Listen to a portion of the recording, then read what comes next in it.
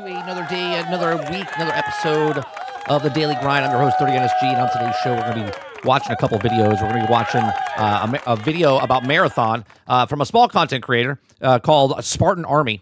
It's called Marathon Server Slam was better than I expected, right? So basically what I'm trying to do here is you guys know where I stand on Marathon.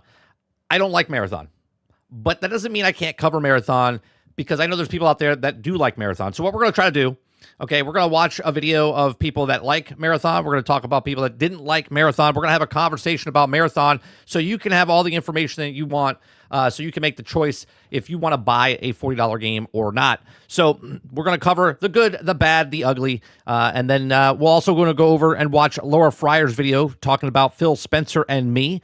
So we're going to watch that and see what that has to do. Then we're also going to talk about Michael Packner came out and said that I think the new Xbox console is already dead. They've blown it by embracing Game Pass, says Michael Packner. So all this on today's show. If you guys like what I do here, we do this Monday through Thursday from 10 o'clock in the morning till noon Eastern. If you like it, hit that like button, hit that subscribe button. If you'd like to go above and beyond that, become a member as little as $5. What's going on, chat? Good morning. Let me see who's all here. Let me scroll all the way back up. What's going on, Travis? What's going on, Altern? Wait a minute. Why want to? Oh, there it goes. I was like, why is it just continuing going down? What's going on, Altern? Travis, El Nini, good to see you. Eclipse, scrolling. Aku, good morning. Who am I missing? I know a bunch of people. Salty, good to see you, man. Jesse Mack, good morning. There's Roic, Big Mo, good morning. Water Bear. Hope everyone had a good weekend. This weekend, we did a escape room. I've never done an escape room before. I thought it was really good. We took the kids. We took my son, my nephew. We wanted to go do Scooby-Doo escape room, and we escaped with 2 minutes and 13 seconds left. So it was good. Good time. I think we're gonna go back and do another one in a couple months. Let's see what you guys are saying about Marathon here. Jesse Mack says to me, Marathon. Oh, why want to? I can't click it. Why can't I click? Oh boy! Welcome to Monday. Hold on one second. Let me see why I can't click. There's got to be an option that we screwed up here. Overlay, message, mechanics. Let's see. Message, start drop down, order, appear randomly. No. Enable auto scrolling. No. Message aligned. No. Doesn't seem like. Message start at the bottom rather. Why can't I not click? 1 second, chat. Visibility. Okay, here we go. Show source and names.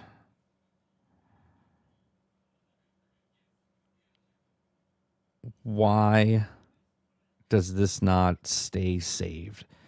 You know, Windows, gotta love them, right? Gotta love them.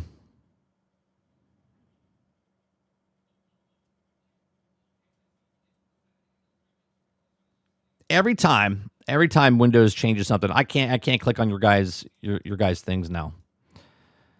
Awesome. All right. We'll try to figure that out a little bit later. Let's go to the first video here. Well, that's actually... So, Marathon's out, right? Here's Marathon's actual Steam charts from this weekend, okay?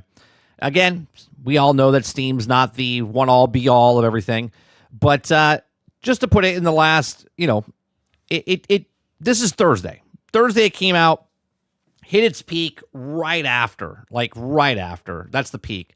We're talking shortly right after. And then from there, it just dropped and never returned. Now, people thought Friday was going to be bigger, and it wasn't. And then Saturday, they thought it was going to be bigger, and it wasn't. Now, I did say it would hit about 150,000. Now, I was talking about when the game releases. It'll be 150,000. Now, obviously, it's a free-to-play as of right now this weekend. It was free to try, I should say, not free to play. It was free to try this weekend, and they got 143,000. Now, I know a lot of people are like, well, wait, this happened to Arc Raiders as well. Now, we'll go to Arc Raiders. This is Arc Raiders when it hit. Now, obviously, it was here for just a couple days, the same as Marathon. It had 189,000, and it went on to sell a crap ton, right? So it's around the same thing. Like I said it'll be about 150,000 when it launches, and I think it'll still be around that point. So we have a story here. As Marathon Server Slams comes to an end, Bungie acknowledges ultra-fast TTK is on the hot topic, but some players like it just the way it is. If you guys like what I do, we do this Monday through Thursday from 10 o'clock in the morning till noon Eastern. If you like it, hit that like button, hit that subscribe button. If you'd like to go above and beyond that, become a member as little as $5. What's going on, Drummond? Wonder Rose, good morning. Just enough. What's going on? Roadkill. All right, so Marathon Server Slam is coming to an end, and Bungie's outlined the various hot topic players have surfaced ahead of launch. Chief among them, TTK Time to Kill, which ultra fast in Marathon during the Server Slam. Players found it that they could also kill extremely quickly with the shields and also health bars gone with the blink of an eye. Enemy players are also, of course, extremely dangerous in the extraction shooter, but the AI enemies are just as brutal. Turn around for a wrong corner, and you can also find yourself eliminated before you can also react or run over, and all your gear has lost forever. We've also learned a lot from it. You also watched the shadows and also hit the snags and found out moments of glory. And it's also taken notes of the whole time. Bungie said at the Server Slam weekend feedback recap. It says, your input during this time was also giving us a lot of items to sort through, and also be doing this in the coming days. So thank you. Now, it comes out this week, right? It comes out just like 3 days. 3 days from now, I believe. So within the PvP feedback to TTK is also a hot topic. Bungie acknowledged some of the longer duels or more runner contact. Others are vibing with the current pace of it. It says, we're reviewing runner density on a non-beginner maps and keeping close eye on how the perimeter and the dire marshes also feel in all in all. It says a quick glance of the Marathon community shows a mix of players who want Bungie to change the game's TTK and players who also want the developer to leave it alone. You die before you can also even react, said one Marathon player. I enjoy the game and the difficulty, but I feel like the inflated difficulty with how fast the TTK is. He says, quote, I'm fine with the TTK, but I also make 70% of the abilities we have pointless, said another. We simply don't get to use them. Destroyer shields, you also would like to think you could also save. You also get hit suddenly, but also won't as by the time the animation finishes, pulling out, you're dead 2 times over. He says, I would also make the TTK slower by having the tier 3-4 shields take an extra 10% to 15% damage and make it expensive. The base TTK should also be higher, but probably better at the higher tier shields, weird, and are also able to test gameplay easily during the weekend, said another fan. Another quote says, there really needed to be hand out shields to players to accelerate the rate, just as a server slam suggested another player. The TTK debate is just a result of people not being geared appropriately, dying in 0.5 seconds, and thinking how every run in the game will eventually be. Another person says, if it also had been given shields as part of some of the entry quests as part of the pre-release sponsored kit, people wouldn't have to be this taken away. Once the gear is appropriately, TTK hardly something you're thinking about, and understand that people are knowing what they don't know and being their takeaway. Another person says, my biggest fear here is TTK has added another. Imagine most players won't even give it enough time to adjust from other shooters and complain that Bungie will change it. It's great how it is and sets marathons apart. Currently, fights are fast and brutal. Apex actually got frustrating, and how people could also prolong the fight easily because of TTK was too high. Another person says, yes, I hope they also don't react too strongly to this point. Another said, TTK is in a good place right now. Oh, no. See, this is why I think it's funny. This is Bungie we're talking about. Bungie only knows left and right. Or left, if you understand what I'm saying. Left and right. Okay, they don't dial it in just a little bit, right? They go from one side to the other. They've done this way back when in Halo. They did this way back when in Destiny 1. They've done this in Destiny 2. And they'll do it again in Marathon. Okay, it says low TTK also makes matches more tense. You have to stay vigilant because you also can get knocked out very easily. That said, I think it's also could be a tweak and over this slightly and would still be fine. I just don't want fights to turn into attrition matches because they are also too easy to run and hide and heal repeatedly from just taking a little damage. So when I watched, 2 weeks ago, Peanut Peanut was streaming with the devs. And the way when I was watching it, I actually brought this up. I said it feels like no one's extracting. It feels like people get knocked down and they just get picked back up and so on and so forth. This is what I noticed when they did it like 2 weeks ago. Now, this actual server slam, I didn't notice it as much. I just noticed a lot of people dying really fast. So this is another point of feedback Bungie acknowledged was also a med and ammo economy. Players have found both sets of items scarce to the point where it's also easy to run out of ammo. I saw this all the time. Every time I was watching someone play, they're like, I'm out of ammo. I'm out of ammo.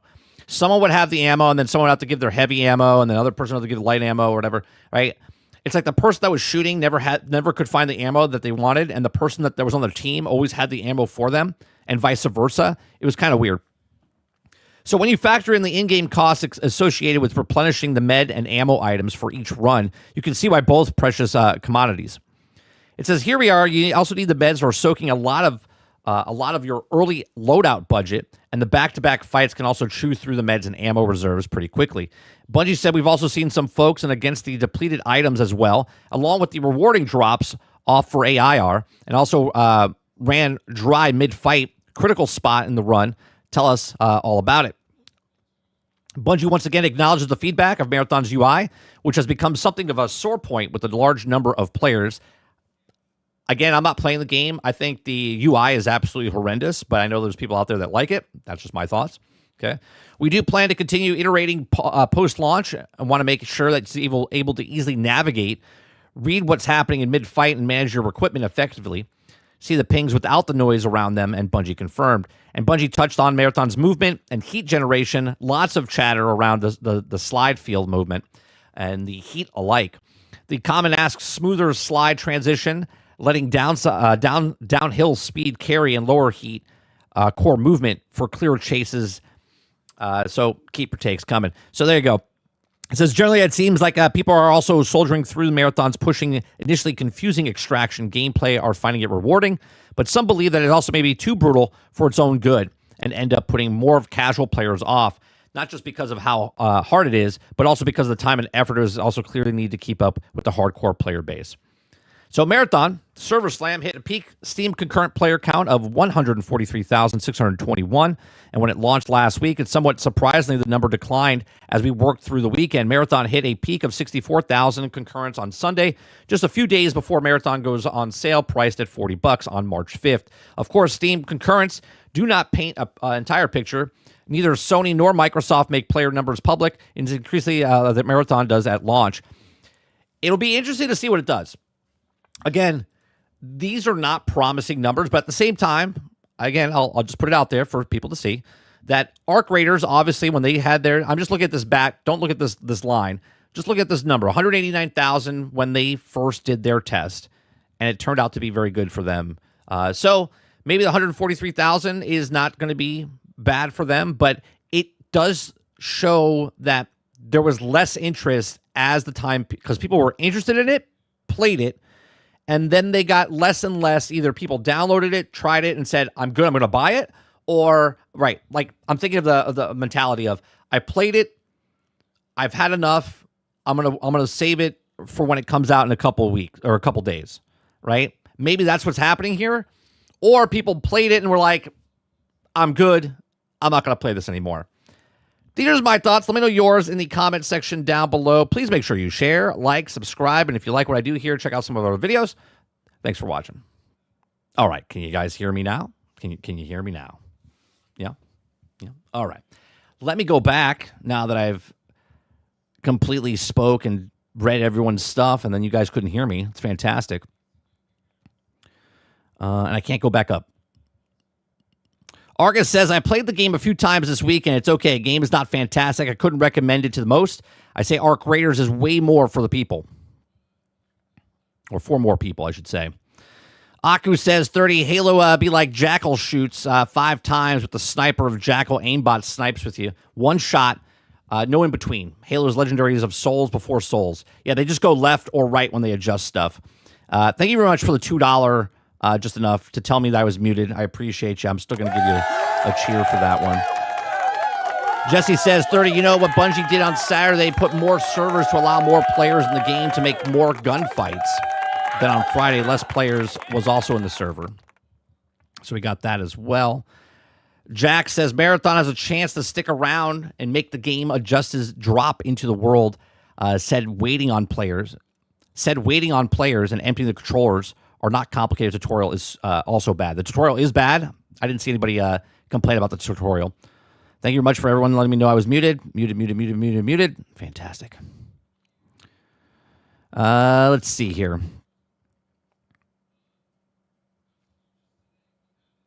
Just blame Travis? Yeah, we can blame Travis. All right. Yeah, I don't know what the hell's going on with the stream stuff. It's like stuff deleted by itself. It's fantastic. Travis says the whole game is bad. I didn't play it, right? I didn't play it, but I watched a lot of people play it. I watched different people play it. I didn't watch this person play it, but we're also going to watch this person. Never seen their content before. It's called Marathon Server Slam was better than I expected. It's from SpartinArmy. 477 subscribers. Okay. So let's watch what they have to say. This is not a popular streamer. This is just a random person that just happened to come across my feed. I was like, you know what? Let's watch their stuff. Again, I don't know if it's going to be good talks or bad talk, but we're going to try to cover Marathon in a non-biased way because, again, I don't like Marathon, but I would like to talk about Marathon as far as if people do like it and have a conversation about it. What's going on, Crowded? Crowded says, I know the haters are so upset because the game is selling, and I just want to say I'm sorry. I don't think people are upset because it's selling. I don't think everyone likes to take what like, let's say 1,000 people say I like the game, but one more popular person says the game is shit, that gets promoted more. You know what I'm saying, Crowded? So then everyone's like, oh, everyone's hating on it, right? One of the reasons I'm actually picking this person's content is because, again, they're small. They're not known. So I would assume that they're just an average person, right? So I want to watch their video and see what they say about it.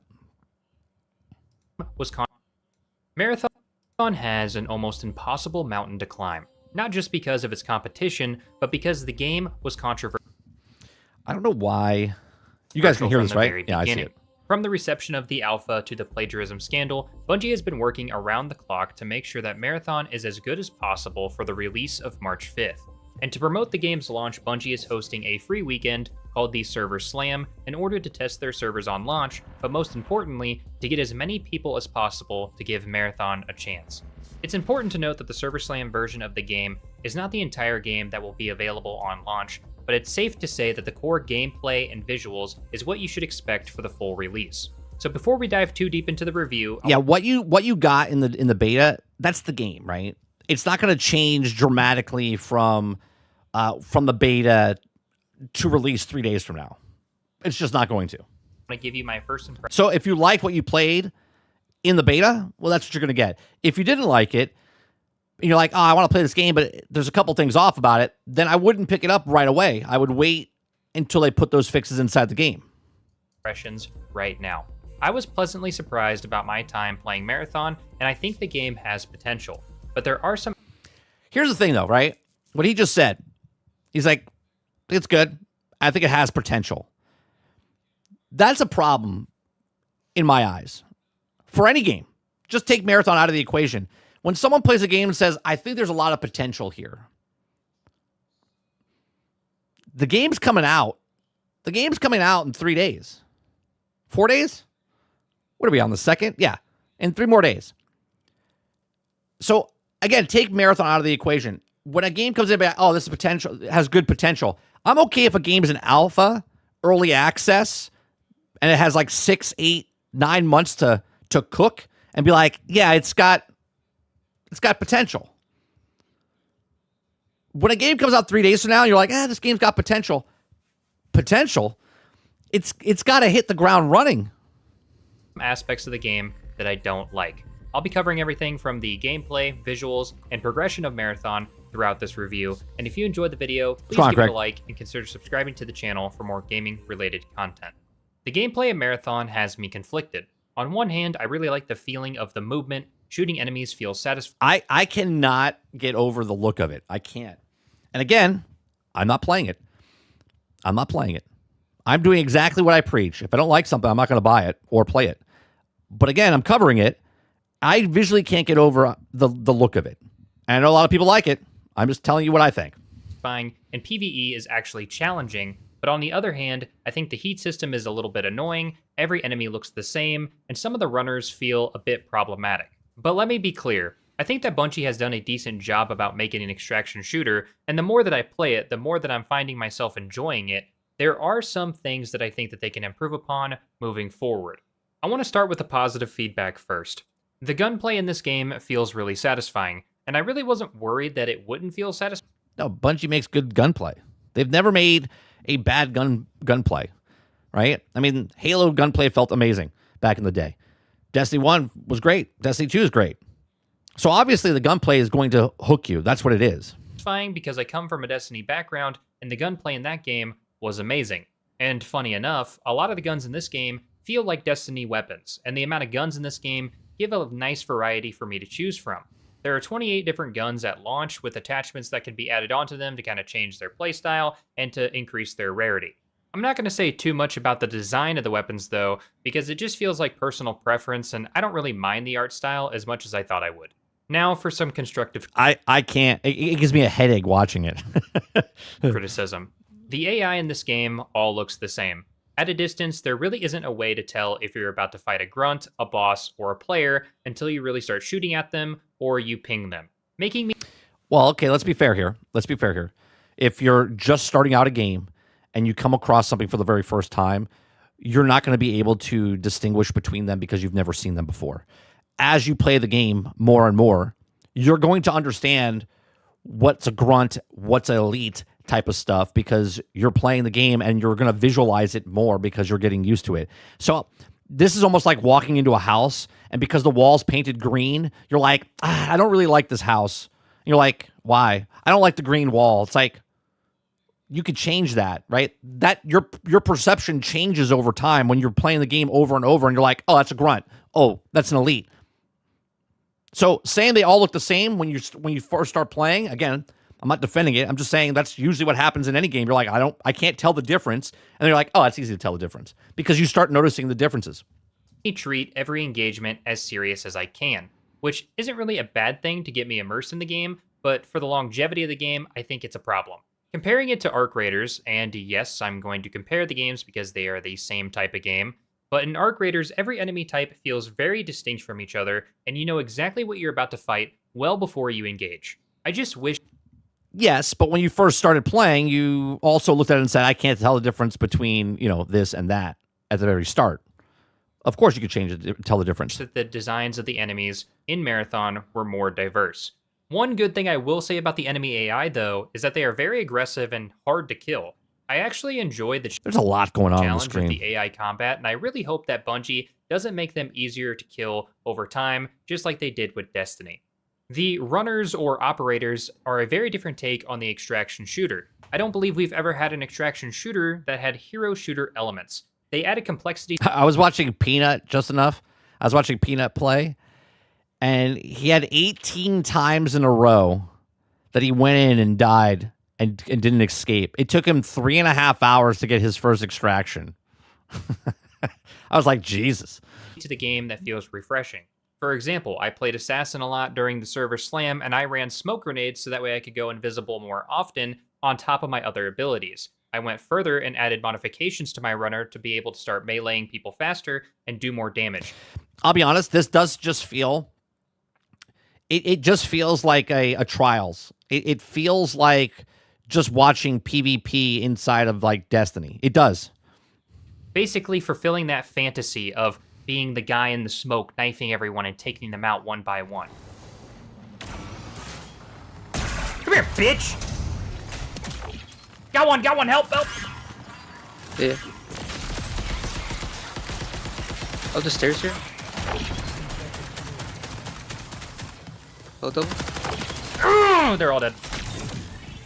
And the ability to have that fantasy in an extraction shooter is really cool. But I also feel like that these abilities can become problematic if they're not balanced.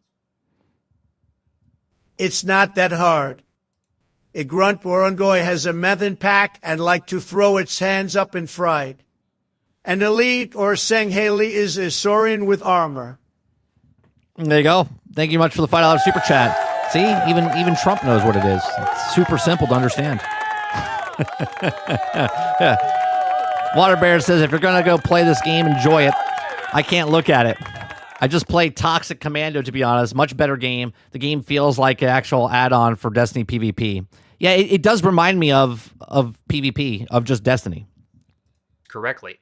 Being able to go invisible, or being able to just call like a mini UAV around so you can see everyone in your vicinity, these abilities seem very oppressive and sometimes unfair, especially when the time to kill in this game is so fast. As for the visuals of this game, I'm not going to go super in-depth about the visuals of Marathon because it's just so subjective and prone to personal preference that I really don't feel like there's a real need to talk about it. But I will say that visuals for Marathon have improved since the alpha. And some of you are probably thinking right now, yeah, no shit, they should look better than the alpha. I mean, yeah, they should look better than in the alpha. I'm just But seriously, what they showed us before compared to what I'm playing right now is a night and day difference. Whatever they did in those 6 months really made this game. Now, remember this. Okay, just hold the phone for a second. Remember, Marathon was supposed to come out back when Arc Raiders came out. Actually, before, right? And what they showed last year, and the game was supposed to, thank God they took the extra 6 months to actually work on the game. Right? Everyone's like, oh, like, listen to what he said. Look better than the alpha. But seriously, what they showed us before compared to what I'm playing right now is a night and day difference. Of course it is. Give me 1 second. My son's calling me. Give me 1 second. I'm going to play some music for you guys.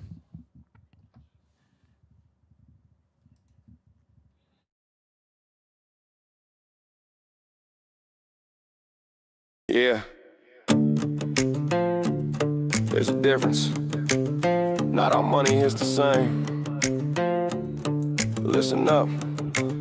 Hey, yo, what customer is earned, that's respect on the line. They don't drop a single dollar till your product is refined. They're checking quality, value, the service, the vibe. If you treat them like it matter, they'll stay with you for the ride.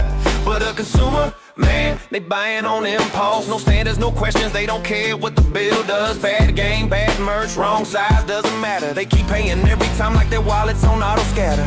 Whoa. Customer or consumer, tell me who you trying to move, bro.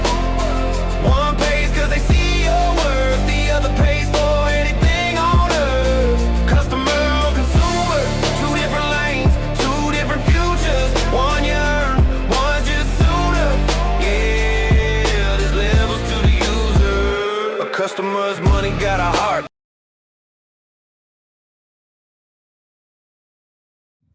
All right, sorry about that. Let's go back to here. My son's home sick from school, so I got to make sure he's doing good and stuff. All right, yeah. So of course, it's going to look better. But remember, they were gonna release this game in a bad state. Now, I'm not saying they're still releasing it in a bad state. Obviously, it's in a better state. But they were going to release this game in a worse shape, and you were still going to pay $40 for it. Just keep that in mind. And it's not a Marathon thing. It's the industry thing. The industry loves releasing games early that are broke, buggy, and unfinished. And again, this could still come out being broke, buggy, and unfinished, or it could be potentially better in 6 months.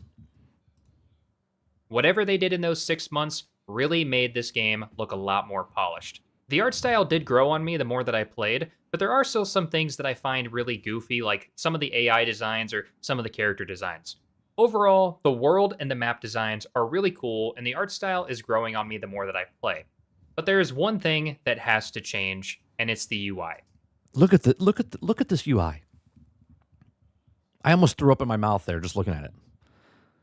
I mean, look at it. The UI is terrible. It seems like everyone really agrees that it's pretty bad. The menus, submenus, pictures for items, and the in-game UI is just not very appealing and sometimes confusing. Multiple items use the same picture or icons, and it can be really hard to distinguish what's actually in your inventory. And I think this just leads to a lot of frustration and friction that really shouldn't be there when people are trying to enjoy. You don't think Water says, I don't think that it's the current state. It will last 6 months. I mean, look, I've said this before we even saw any of this. I said that Sony's going to keep this around for at least a year because it has to be. It has to be. They paid $3 billion for this company. They've got nothing to show for it right now. Destiny 2 is struggling. And, this game has to stay around. This is why I think it's going to do. And I think the player base for Destiny or Bungie fans are going to at least keep this going for at least a year. A more casual extraction shooter. I have a specific issue with the UI that I'll touch on a little bit later in the progression part of this video, but there's just so much art in this game that is so cool and unique that they could be using, but instead they're using a lifeless gray screen with a couple of icons. The progression of this game is pretty unique. There are a few different types of progressions, so I'm just going to start with the main progression of the game, the vendors. The vendor system introduces the main factions and corporations of Marathon. It almost looks like at some points visually, again, I'm okay with games not looking the best graphically, right? Not looking the best graphically. What we got there, Krebsy? Right? I'm okay with it because like Minecraft, Hytale, and stuff like that, there's games that don't visually like the best visuals. This almost looks like a PlayStation like 2 era game in certain look type of stuff. Reminds me. I shouldn't say it looks like it, but it reminds me of it. And are unlocked through what I assume are the story quests for the game. There is more emphasis on the story and the world building of this game, unlike other extraction shooters that I've played in the past. I was able to unlock 5 of the 6 vendors that are available, and all of them look and sound very unique. And each faction has skill trees that'll affect your gameplay. Some of the skills that you'll unlock are items that are available for purchase on the vendor that you would normally have to find in raid. Yeah, these menu systems, I didn't think it was possible. I didn't think it was possible getting worse menu system than Battlefield 6. This has done it. Or just simply increasing your stash capacity, while others directly affect your gameplay, like performing slides taking less heat, or increasing your melee damage. There are also capstone upgrades that will slowly unlock as you buy up. It almost looks like, I think, what was his name? Summit said something. He's like, can you make a game where you, like, give us something that's fixed, like finished, not looking like you're still working on it? It looks like they're still working on it. Do you know what I mean? It looks like it went through the concept art type phase, but they're not official yet on the way they're doing the UI system. Upgrades and complete contracts. Which, speaking of contracts, this is the main quest system for Marathon. Contracts are objectives that you will complete while you're in raid. I'm assuming that the quests that are marked as priority are the story-based quests that'll progress the narrative and unlock some of the maps, while the standard contracts are mainly completed to increase your reputation with the vendors. I think that's cool. I think what they're doing there as far as the contracts and stuff, cool. Which leads me to my biggest complaint with this game's progression. You can only have one contract active. Those characters don't look like they did in the what they showed back in the day. They looked dummied down. They don't look visually as good as what they showed. At a time. Not one story quest, not one quest per vendor, one quest per raid. I'm sorry. One quest per raid, that's it?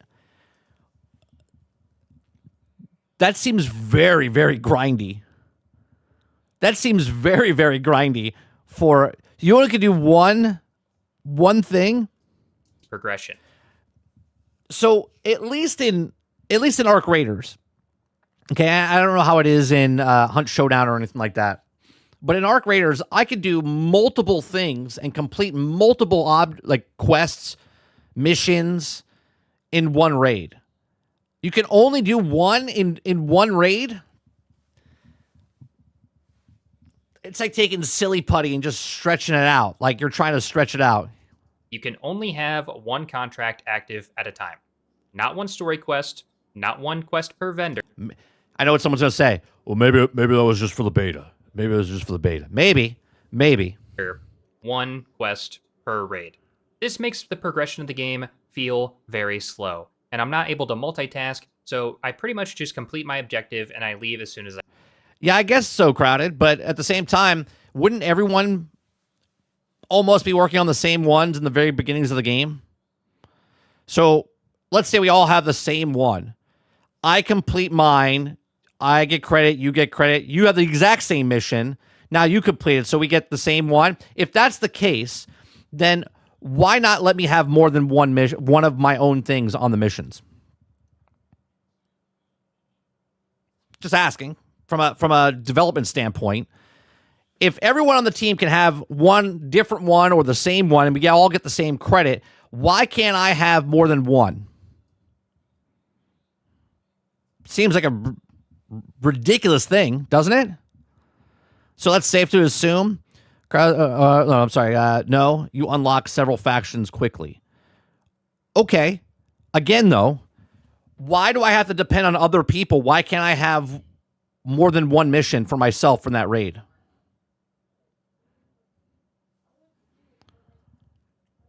From a design standpoint, it's very odd. I can. My biggest recommendation to Bungie is at minimum. Of course, just enough. That's what they're doing. That's what I'm saying. They're trying to stretch out the content. If you're only allowing me to do one mission per raid, that seems very odd. That seems very like we don't have a lot of stuff going on. We need to keep the player base slow and keep coming back. Play more games, for more interaction. Let 3 contracts be available at a time to complete. Maybe even go a step further in 1 contract per faction. Earlier in the let me hear what he says there again. Multitask, so I pretty much just complete my objective and I leave as soon as I can. My biggest recommendation to Bungie is at minimum let 3 contracts be available at a time to complete. Agreed. Maybe even go a step further in 1 contract per faction. Earlier, I like that too. 1 contract per faction, so you can go to different factions, or 3 per one. Much better sounding. in the video, I mentioned that I had an example about how bad the UI in this game actually is, and here's when it comes into play. The vendor screens are super bland, boring, and lifeless. Bungie, why are you hiding the coolest art in the game behind a gray screen? It seems very odd, the choices they've made. Here's the thing. I think, again, behind the scenes, I think a lot was changed because of the art stuff that happened. I think they had to strip it out completely, and they didn't have time to work on it again, and they're going to change it over time. Again, speculative, but when there's smoke, there's kind of fire. There is so much work that this UI needs, so I want to give a little bit of constructive criticism and give you an idea. Take all of the information from the contract and upgrade tree screens and put them on the agent screen. Okay. Start showing off the character designs that you've developed for all of these corporations. Bungie, you have some of the best art in the industry. Stop trying to hide Maybe they lost the people that made that art. it. But I will say one of the best progression systems that I will praise Bungie for is the cosmetic unlocks that are available for free. And Okay. I know I almost had a heart attack too when I heard it. That's good. That's good. They have that free cosmetic stuff, which I know we all point out stuff like that now, which should just be normal. I know it's weird, but we applaud. I'm not applauding them, but this should be in the game automatically. You should be able to unlock cosmetics in the game automatically. About this, but there are a ton of cosmetics that are available to unlock in the codex. This includes runner skins, weapon skins, calling cards, emblems, weapon stickers, and to be honest, this kind of stuff being available makes me so happy and gives me just another thing to keep chasing if I Makes me wonder because they were debating if this game was going to be free to play or 40.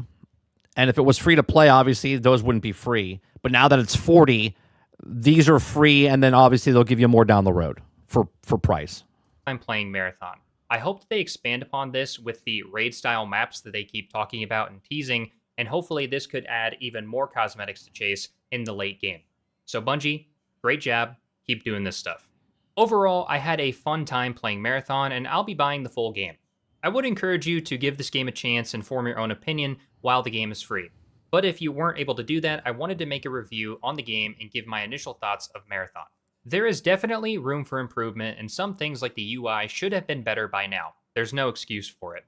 but the game is pretty decent, and despite what people might say, this is nowhere close to as bad as Concord or Highguard. It's just... Yeah, I never thought it was as bad as Concord. Obviously, you can't even make that comparison, even though Marathon's not really Marathon, but Marathon exists. Marathon was a game before. Concord wasn't. Concord was a brand new IP. Highguard was a brand new IP. Marathon's not a brand new IP, but they are changing Marathon from what it was to what it is. Just a ridiculous statement to make. Hopefully, Marathon and Arc Raiders can just coexist, and the competition between them will only make the games better, and the only one that wins is the consumer. If you enjoyed the video, please... Like, what did we say before Concord? Do you know what I mean? Do you know what I mean? Like, what did we say? I don't even remember. We live in a time now that everything that's a shit game is Concord because it's 13 days later. What did we call it before Concord? Like, what did we say? Give it a like and consider subscribing to the channel for more gaming-related content. Thank you all for watching, and I'm going to go play Resident Evil 9 because I've been waiting so long to play this game, and I'm going to have a review out. Well, there you go. So I have a question. Do you guys have a person, because he was pretty positive on it. Is there someone that, I don't want to say negative, right? But I want someone else to give me more constructive criticism. He gave good criticism for the stuff with the UI and whatnot.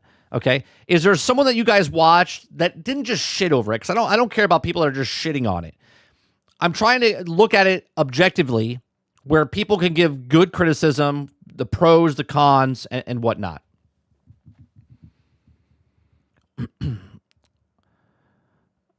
A no bias negative decision. No, what I want is I want someone that's giving more criticism, more constructive criticism, pros, positives, other than what he did. He did pretty good. He was telling you that he liked it, that what was good, what was bad. Crowd says Marathon is definitely finding its audience. Never thought it would do ARC numbers anyway, but who gives a shit? I don't. Are you crazy? This isn't Marathon. I'm old enough to play Marathon on my old Mac. This isn't anything Marathon. Marathon had a great story, but now it's a cyberpunk Minecraft Destiny 2 reskin. Craig, thank you very much for the $10. I know, but what if you listen to what I said, right? Concord didn't have anything in the background, right? Highguard had no history. Marathon, because Sony bought Bungie, and Bungie had IP that they're like, what do we do with? And Sony was like, we don't have any IPs. We would like to take your Marathon game and make it into something else. Like, okay, we can redo it. It's like a reboot of Marathon. I understand what Marathon was. All I'm saying is, by definition, this can't even be Concord because Concord didn't exist, well, ever. Okay, because it came and completely destroyed itself. But Marathon was something before, and it was owned by Bungie. So, thank you very much for the $10. Appreciate that. Kraken says, look up Exclusive Ace. Exclusive Ace. Okay.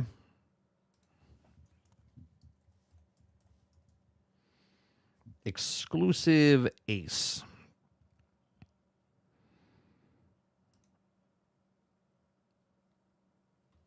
Is this the guy? Is this the video here? What's up, guys? My name is Ace, and Marathon is a game that I initially wasn't really planning on getting into and playing, and I never took part in any of the alphas in the past. However, over the past... Hold on one second. Let me grab his information, because I'm going to put it in the description. Every time we watch somebody or do any kind of news stories, guys, I always give credit. You can always find their stuff down below. Exclusive Ace. Yeah, see, this is a big content creator. 947,000. All right. Past couple weeks, the hype's been building up a little bit, and it did pique my interest. So once the server slam went live, I decided to dive in and check it out. And now that I've got a good handful of hours into this, I wanted to share... And by the way, again, I said this in the very beginning, if you guys missed it, the reason I'm doing this, I admit it, I don't want to play this game. I have no interest in this game, okay? But you guys do. Some of you do, some of you don't. But I like to cover games. I watched a lot of content of this weekend. Why? Because I like punishment. But I watch it so I can at least give my criticism, talk about it, opinions and whatnot. But I want to watch a bunch of people so you guys can make the choice, because my channel is all about giving enough information so you, the customer, can make the proper choice if you want to spend 40, 50, 60, 70, 80, 100, $120, whatever it is on a video game, right? I'm not here to tell you not to play a game or to play a game. I'm here to give you information so you can then make the choice if you want to play that game. Some of my initial impressions and some feedback as well that I have for the game. And normally these videos will be structured with the good section and the bad section / feedback section. However, before we get into that, I think it's important to address... Real quick, Cisco says, I played it all weekend, and the game itself is good. Obviously, the UI needs rework. The solo experience is the complete opposite of Ark. I had a better time playing in a full squad with buds and randos. There you go. Krebsy says, Marathon was supposed to be Destiny 3. It said development started in 2018. Bungie isn't starting a new IP the year after D2 launch. Marathon is everything... and the 9 leaked D3 back then.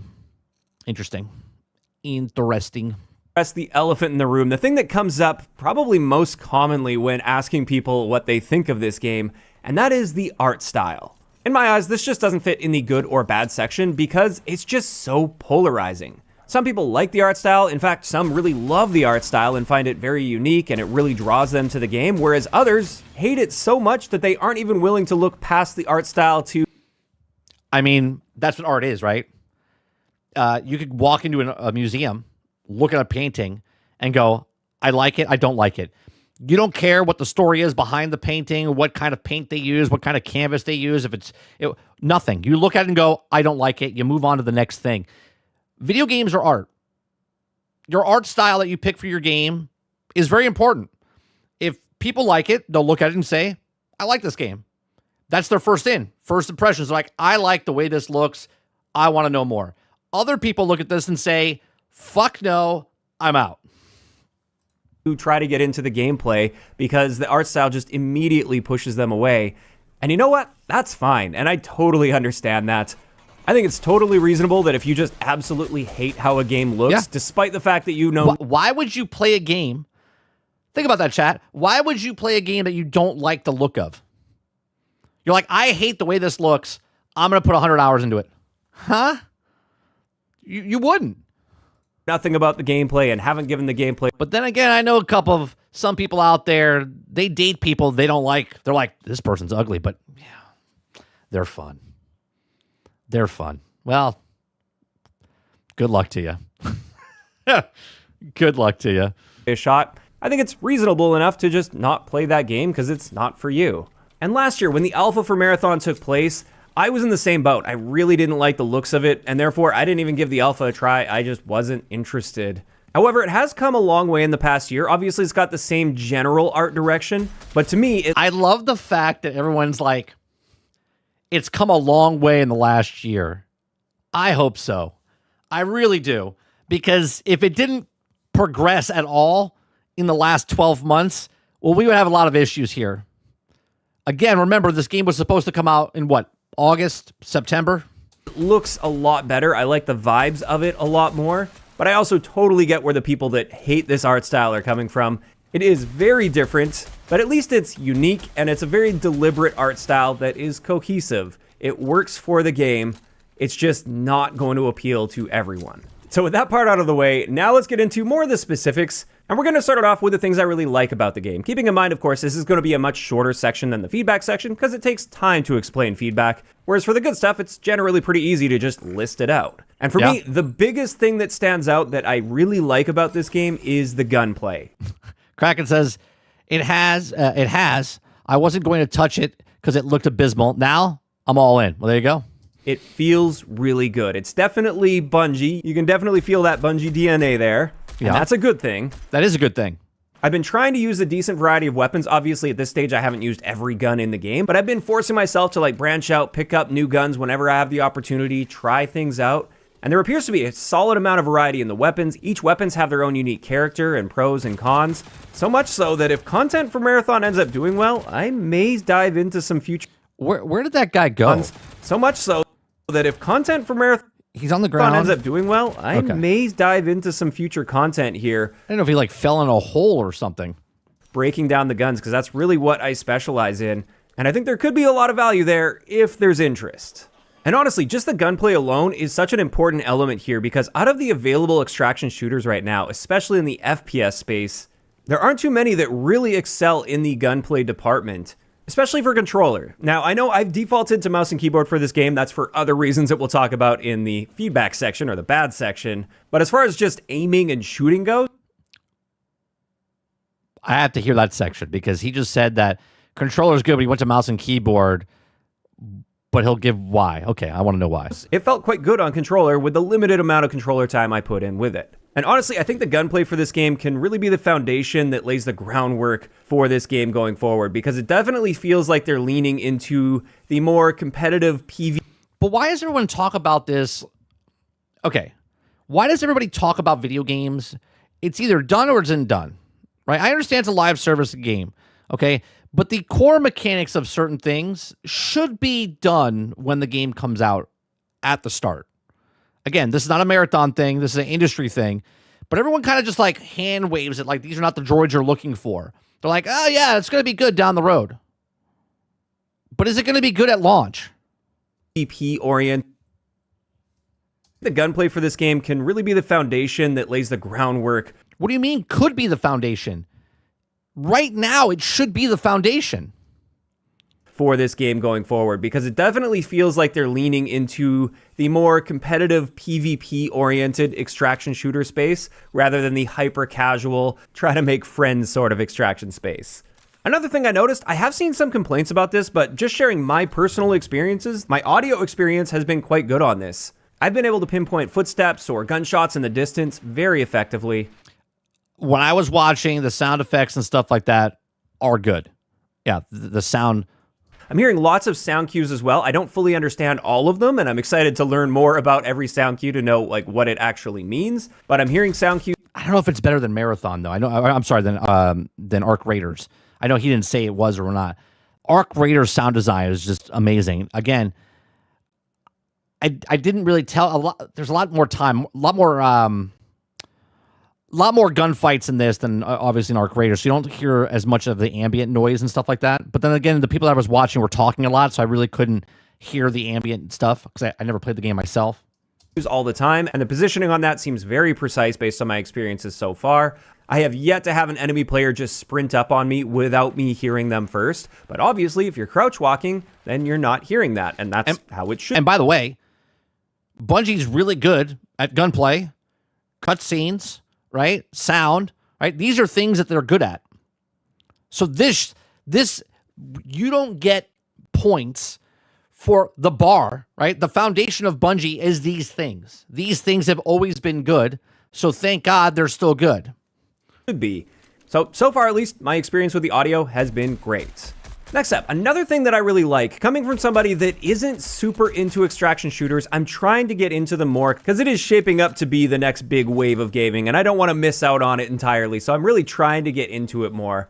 But one thing that's often really discouraging about extraction shooters is the feeling of wasting all of the time you put in when you die. And I fully understand, like, losing all your loot, that's an important element with that. But one thing I'm liking about Marathon, at least, is you maintain your XP gains throughout a run. So if you do a bunch of things within a... That's good. That's very nice.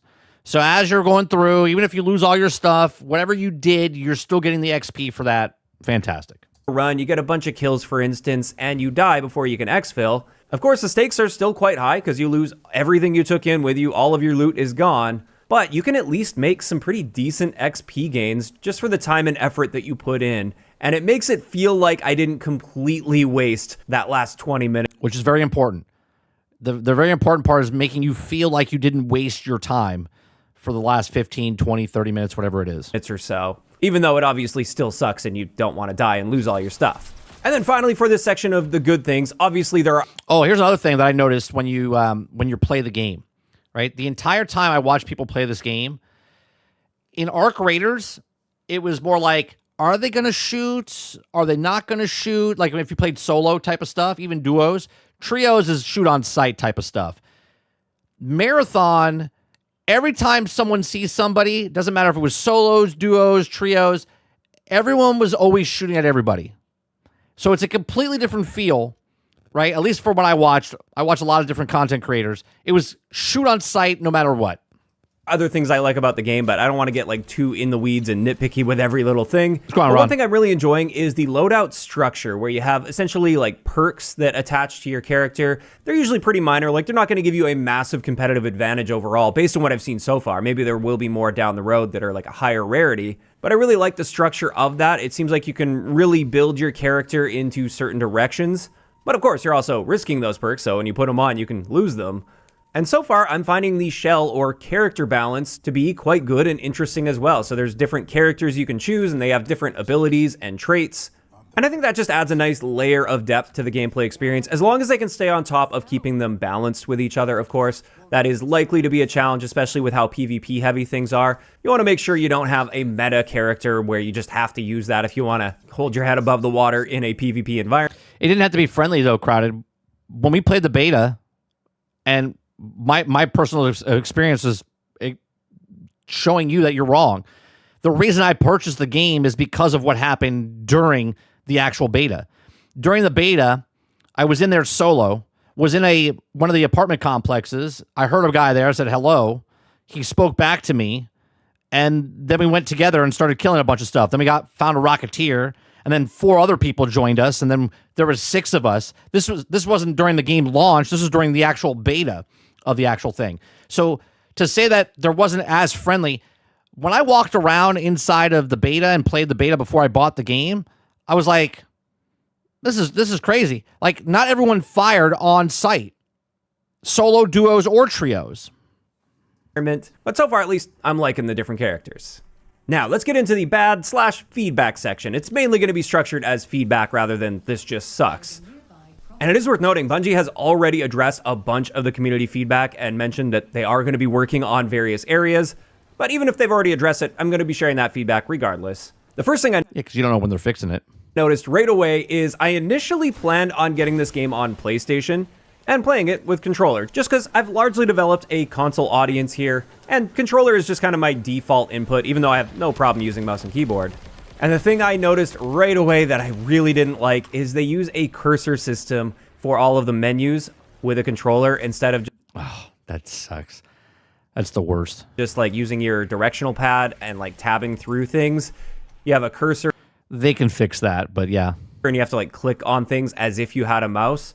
And that's not a complete deal breaker. However, one thing that's really frustrating in the game's current state, at least, is there doesn't appear to be any method of adjusting that cursor I have so much proof that it was friendly during the beta. speed. And it's quite slow, so navigating through the menus is very painful on controller in my experience. And that also applies to loot management as well, if you want to go through your backpack and move loot around. So I played the tutorial as well as one match on controller and very quickly decided, nope, we're playing this on PC with a mouse and keyboard instead, and it has been significantly better on mouse and keyboard. So absolute bare minimum for controller players. I'm hoping we see a setting that allows us to adjust our cursor speed if they're going to stick to that cursor system. I've always complained about that. Like when you do something, if I want to move around, that's all like there's so much stuff on the UI. Like, let me just do quick with the D-pad, because I hate when you have to move the cursor across, and they make it like super ass slow. Which at this stage they likely are. Additionally, though, it would be nice to have the ability to use a separate system that's not cursor based, so you could like use the directional pad to navigate through your loot, for instance, and use your tab buttons to So it's faster. tab through everything. I realize it is really tricky to design complex inventory management systems that work well with a controller, so I never really It's just the D-pad. It's really not that hard. expect it to be on par with mouse and keyboard, but in its current state, I just think it's got a lot of room for improvement on controller. Next up, another thing I've been noticing the more I play is many of the items in the game look literally 100% identical when you look at their icons, and the only way to see what it actually is to hover over it and read its description and its type. I would assume that they have this complete, and during the beta, they're like, oh no, we've already have this done. These are just placeholders. I mean, I'm assuming that's what it is. This primarily applies to the cores and implants. Those are like your perks that you put on your character. And this just feels very wrong that you can't identify what an object is in your inventory without hovering over it and reading. And to be clear, I'm not talking about the learning curve of just learning what the different icons look like and understanding the loot in that way. I mean, even if you perfectly understood every single bit of loot in the game, you would still have to hover over these to read them to see which one is which. And that shouldn't be the case. Every single unique item in the game should have a unique icon. So at a glance, I did notice a lot of people were complaining when I was watching a bunch of streamers play that they couldn't tell the difference between, like, when they heard somebody or whatever, they're like, I can't tell, is that a real person? Is that a bot type of thing? you have the ability to know exactly what that is and what it's going to do for you. Again, even if you have to like study up to learn all the icons and stuff, that's fine. But they should have different icons, especially in a game like this, which really seems to be pushing a bit more of the faster paced, competitive, like PvP style action. You need to be able to manage your inventory very quickly, and that's a big skill gap that's attached to it. And this is just a very unnecessary roadblock that gets in the way of that. Another thing I was pointing out a lot with my first session that I streamed is the menu UI is just not super intuitive. Now, I'm not going to claim that this is the worst UI I've ever seen in a video game. It's pretty close, though. It is pretty close. It's far from it. And over time, I have gotten used to it. I know how to get around and navigate it. But the key here is it just wasn't very intuitive. And a good UI should be super intuitive right from the beginning. It shouldn't take you multiple hours to really get a good feel for just navigating around and doing the basic tasks that you would have to do between each run. So obviously not a deal breaker, just takes a little bit of time to get used to, but still something I wanted to mention as it was a bit of a sticking point initially. Now after that, let's talk about the AI a little bit. And overall, I quite like the general difficulty of the AI, although sometimes I think they can get a little bit too aggressive, and that can be frustrating when you have very little loot, for instance. They can get very aggressive, but I do like the fact that the AI are fairly deadly, especially when you get multiple and they... So I'm confused. We're complaining that the AI is too hard? I mean, he said aggressive. He did say aggressive. I'm just trying to know the mindset you're in, right? You're playing an extraction shooter. You know that everyone's out to kill you, and you're like, well, the AI is a little bit too difficult. Start swarming you. You can easily get overwhelmed and killed by the AI. And while I do like that element of it, something that I'm not a fan of is how tanky some of the AI is. It can really suck having to unload multiple magazines. Well, you would have to assume that if you're short on ammo, because I know a lot of people are out of ammo, that you have to choose to either fight against the AI or kind of sneak around them and not engage with them. Because one, if you engage, you're wasting a lot of bullets on them. And then other people can come over and third party you. So I would assume that down the road, if they don't adjust this is going to be more of a problem. Because right now, people are just playing, trying to experiment with different things. But once the game launches and people are out, like actually playing, they're going to get really upset that every time they get in a battle, they're getting third partied, okay? Because they're wasting all their ammo on the actual AI.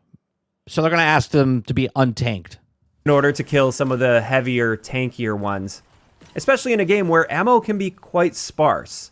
Now, obviously, this is something to adapt to. I've been adapting to it, taking a little bit of extra ammo in with me, or just trying to conserve my ammo more and trying not to engage with AI at every opportunity. But I just can't help but feel that there's some room for improvement when it comes to this. I think it would be nice if we had a bit of a higher drop rate of ammo when killing AI. So that could be a method of stocking up on a little bit of ammo, as if you engage in fights with them, you end up coming away with more ammo rather than less ammo. I noticed a lot of these clips from the last video to this video, they're not really going up against people. They're going up against AI a lot. As long as you are going and looting after you take them out. And of course, as long as you're not missing a bunch while engaging with them. Next, let's talk about the maps a little bit. And of course, this is the server slam right now. We only have access to 2 of the maps, and I'm very curious to see more of them for sure. But most of my playtime has been on Perimeter, the first one that you unlock. And one thing I've really been noticing is it doesn't feel like each point of interest is visually unique enough, and they don't really seem to signal what kind of area it is and what kind of loot you should be expecting in that area.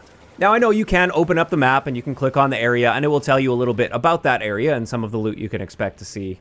And also, of course, as you put the time in, you will naturally learn that stuff. You'll start to know where to look for certain things and which area contains which sorts of loot. And that's fine. I am already starting to learn that a little bit.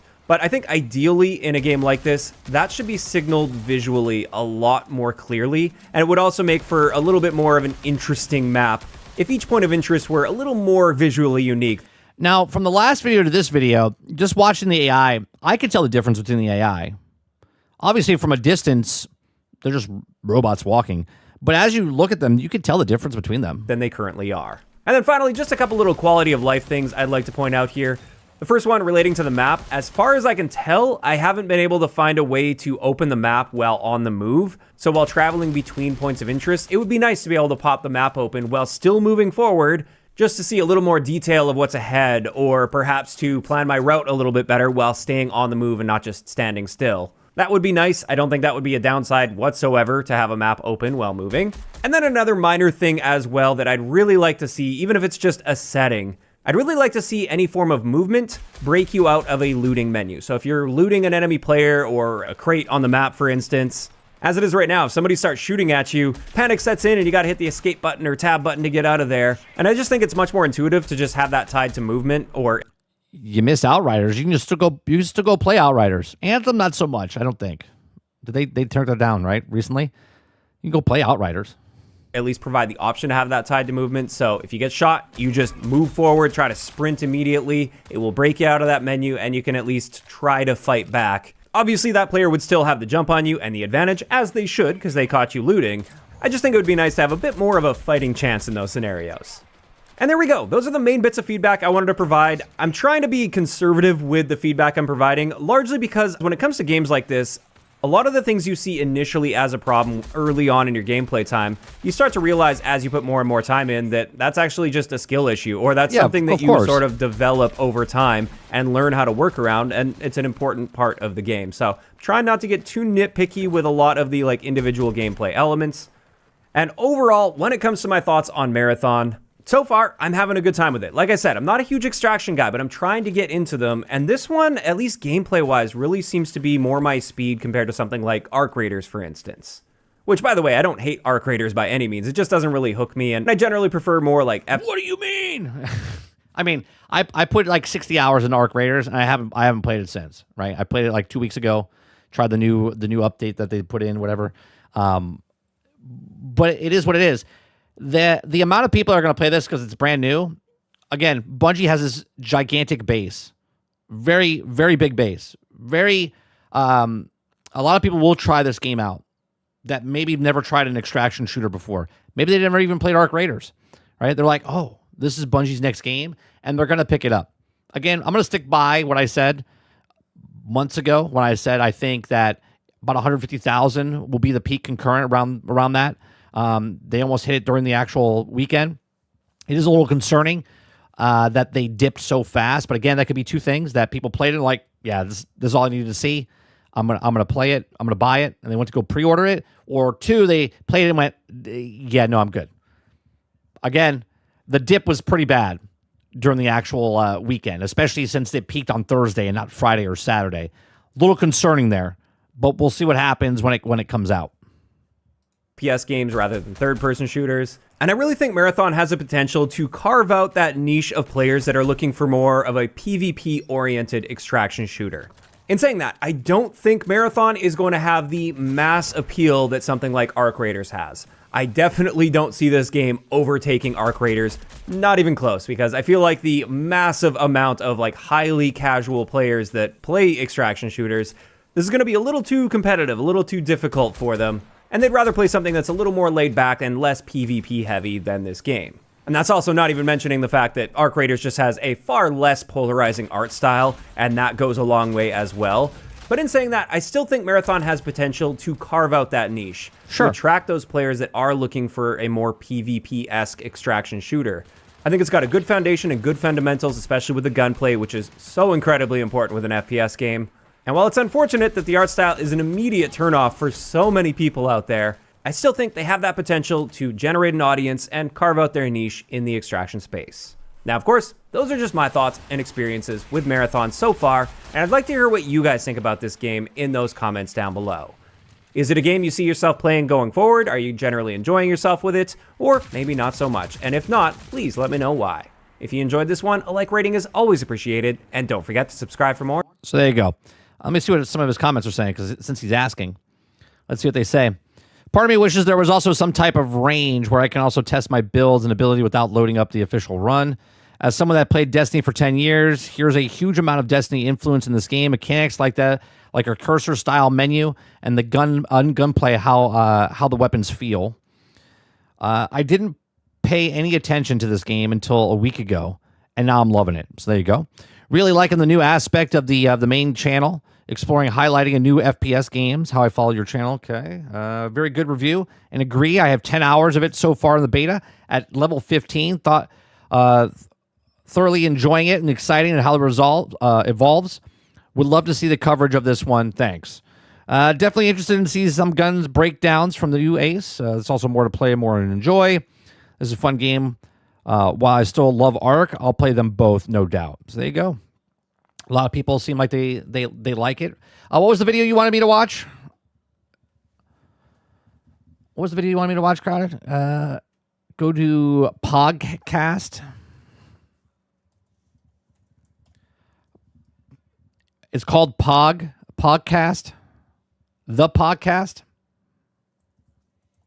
Is it Pog or Pod? The Podcast. Okay. Marathon's first impressions. What's up, everyone? Welcome to the podcast show dedicated to talking. How far do I have to go in? Fast forward to Jesse Cosmo talking about it. Okay.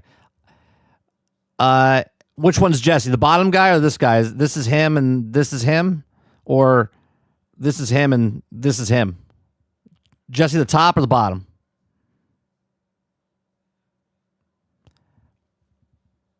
Past the intro. Okay.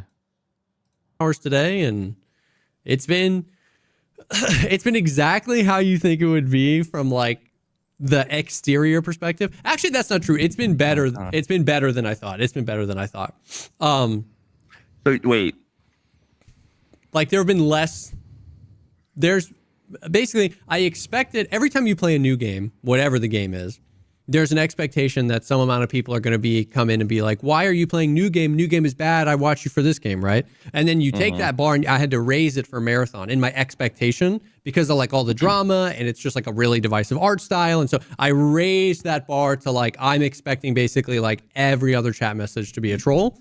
And from that lens, it was better than I expected. Most people had good vibes. Most people that didn't like the game. Wait, what do you mean? But here's the thing.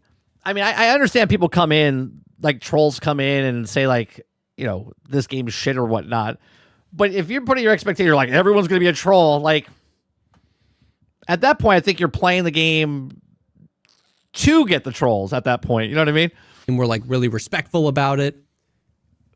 But there was definitely like, a really significant amount of people. Just of course like, there is. Well, the fact that I got real mad. this one singular interaction, I can only imagine. Okay. Oh, you got an interaction. This is my experience with Marathon. Okay. Somebody came in and said, "No Marathon?" ? And I said, "Nah, not really interested, bro." And he goes, "Oh yeah, okay, cool, no worries. I totally get it. Unhappy with Bungie." And then he leaves. It's like, if you had asked me who's making Marathon, I wouldn't have remembered. That's the way I feel. I have no interest in Marathon, but I also don't like Bungie right now. So I'm not going to support anything that Bungie does. But again, I'm going to give it a fair shake for other people to make the choice if they like the game or not. But yeah, a lot of people are like, oh, okay, cool. But I'm boycotting. Yeah. No, I am. I'm boycotting them. Dude, oh my God. That is, I hate gamers. And that is I'm exactly.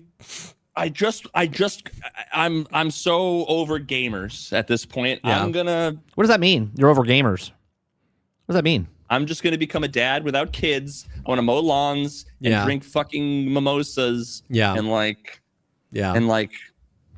It's actually so funny. The fact that like in the past 6 to 8 months, I've done more variety than I've ever done.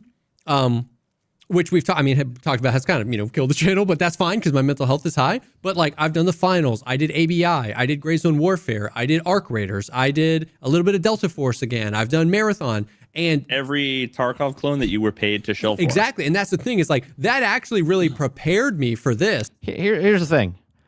The people that are paid shills are actually paid shills.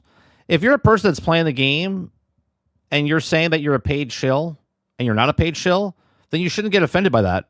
Because if you didn't get paid, then don't fucking worry about it.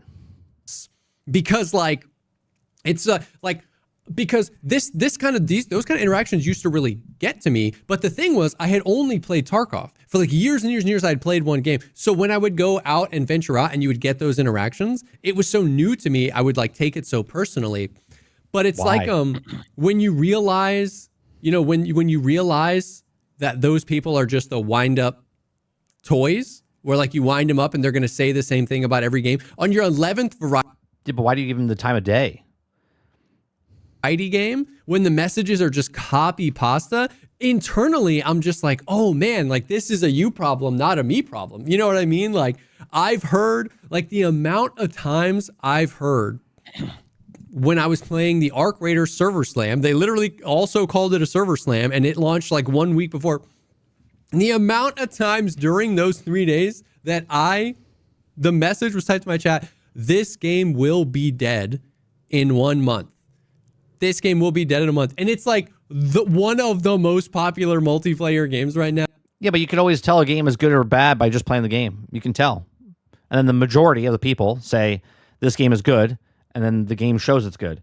And when the majority of the people say this game is bad, and the game is bad, that's usually what happens. Usually when the majority of gamers play something and they go, this is going to make it, this is not going to make it, it's usually what happens. Now, Do you know why? Because the majority wins. And no matter what you do, no matter what it is, the majority wins. But everyone likes to look at the minority of things, right? So, like, if the majority of the people like something and the minority says it's dead, then everyone's like, well, you see these people say it's dead. If the majority of the people hate a game and the minority likes the game, they're like, look at all these hate. Yeah, well, obviously, right? Not everyone's a paid shill. Not everyone's a what do you want to call it? A bot. 6 months later. If you think everyone is a troll or a liar, then you are simply Travis. Thank you very much for the $5. And then you play this game and it's just like, this game will be dead. I played the finals. This game will be dead. And it's just like, you're like, oh, okay. It's just so easy to let it roll off when you're more versed in the variety and you realize that those people, not people who dislike merit, that I can tell. See, I'm almost 50. Right? I've been there, done that. This is why I don't get upset over stupid things that people say. I just kind of go over it. You could tell these guys are probably in their early 30s, I would say. Like I said, we had tons of conversations with people in the chat that just didn't like Marathon that were like awesome. We know you're a bot, Mo. Conversations, but those people, those chatters, they're just wind up dolls. They just, at new game, they wind up and they say the same things. New game comes out, they wind up and they say the same things. And then it's just easier now that I've realized that that's it. I used to take every single one of those things like, no, well, like, I'm not defending the game, but what if it is good? We want to expect good games and this, that. And it's like, it's almost like, like I don't have to just be gone with you. You know what I mean? This is the sad nature of. Do they talk about the actual game, or they're talking about their mental health and stuff? Tape I thought those were Chuck E. Cheese tickets, bro. Oh my God, no! You should have thought it was like Fruit by the Foot wrapper. Oh, yeah. I have 2 empty Fruit by the Foot boxes behind me. That's the only reason I say that. I am an adult. This is like you're tapping into the like terrible dystopian like end result that the internet forces people like you and I into, which is you can't treat these people like individual human beings. Yeah. What are we talking about? Because they don't act like them. Yeah. They are them. And if you were to see them on the street, you would, in any other circumstance, certainly, you would treat them with dignity and respect. But when you just say when you just act like a bot Yeah. and there's no other indication you're a real, genuine human. Fast forward a little. Okay. Say that Arc Raiders did. This is in no way me comparing the games. These are very two different games. But Arc Raiders, I would say, from the minute I played it, the wow factor was higher. Like, when I played Arc Raiders in the tech test in the spring last year, I forgot games could be that good. Like, it connected to me, and you heard I glazed it all summer long. I was like begging for it. I was like, fast forward more. I got caught up in the hype that I thought they were going to shadow drop it in the sun. Made in a way that almost overwhelms you at first. Like with Tarkov, you have 2 was like, oh, okay. Like I was starting to feel it. We were starting to win more fights. We were starting to get into more engagements. Experience the game more. Yes. And then day 3 was just more. Like, I'm in no way saying it's an exponential ramp. Where like yesterday I had 10x more fun than yesterday. It's kind of like what's the opposite of exponential? Linear. It's kind of like a linear ramp where I didn't have 10 times as much fun as I had yesterday, but I had more fun than yesterday and more fun than the day before. And it's more similar to Tarkov in that sense, where the game is made in a way that almost overwhelms you at first. Like with Tarkov, you have like all the ammos, all the attachments, all the armor penetration, the armor zones. Now there's plates, and where do I put them? Like if you're brand new to Tarkov right now, your first week is just going to be reading and watching tutorials. Or just play the game. I'm not a person that looks up every fucking thing on the internet to see if, what does this mean? What does that mean? I play a game to play a game. That's the difference between gamers and non-gamers. Okay? Gamers play a game, figure out game. Non-gamers play a game because it's cool to play a game and then look up everything because they don't have time to play game. It's a very different game than Marathon, but Arc Raiders was like 10 minutes in. You're like, oh, okay, that's the AI that shoots rockets at me. That's the one that jumps at me. I need to find the materials. I get it, right? And so Marathon is more in that sense, where it's like you have the 6 runners, and then you have the cores, and the cores are specific to the runners, and then you have the implants, and the implants are runner agnostic, but then they do all these certain things, and then the guns, and there's all these different attachments, and this and that and the other. And like still today, I was like asking questions, and then Berkey was like this, and I was like, oh, I didn't realize that. And it was starting to come together more cohesively. So Blooper says, I went into expecting to dislike Marathon, but to be honest, it really good. Well, to be honest, then, you didn't go in hating it or expecting to dislike it. It seems like you had an open mind about it, which is probably why you liked it. Because usually when you go in disliking something, you're going to look for every little thing but you were probably going into it going, you thought you were going to dislike it because of everyone else telling you were going to dislike it, instead of just going in and playing the actual game. That's what it sounds like. That's kind of where we're at. As someone who played the game in 2024, who played the game in 2025, who played some of their NDA tests, I can confidently say, and everyone that I've talked to that has also had that journey can confidently say, this is the best the game has ever felt. I hope so. Again, remember I'm going to keep saying this to you guys. Remember, this game was supposed to come out in September. And the reason they delayed it is because of the art situation, not because the game was not finished. And everyone that keeps saying, oh, it's a much better game now, I hope so. It's been a year since the last time they showed it. It is in no way a perfect game. There are still there are a couple of concerns that I voiced in 2024 that are still in the game. And don't worry, 3 more days from now, it'll be fixed. Literally, the reason I was late is because we did 2 hours. Me, Berkey, played with the game director of Marathon, Joe Ziegler, for 2 hours. And we were like, hey, man. Okay. I have to say something. If I actually made a video just this past weekend. Paid shill or not paid shill. Okay. If I'm playing with the developers, right? If I'm playing with the developers and I meet the developers, I know the developers because I've played multiple times with them. They know my name personally. You're going to treat everything about whatever they do differently.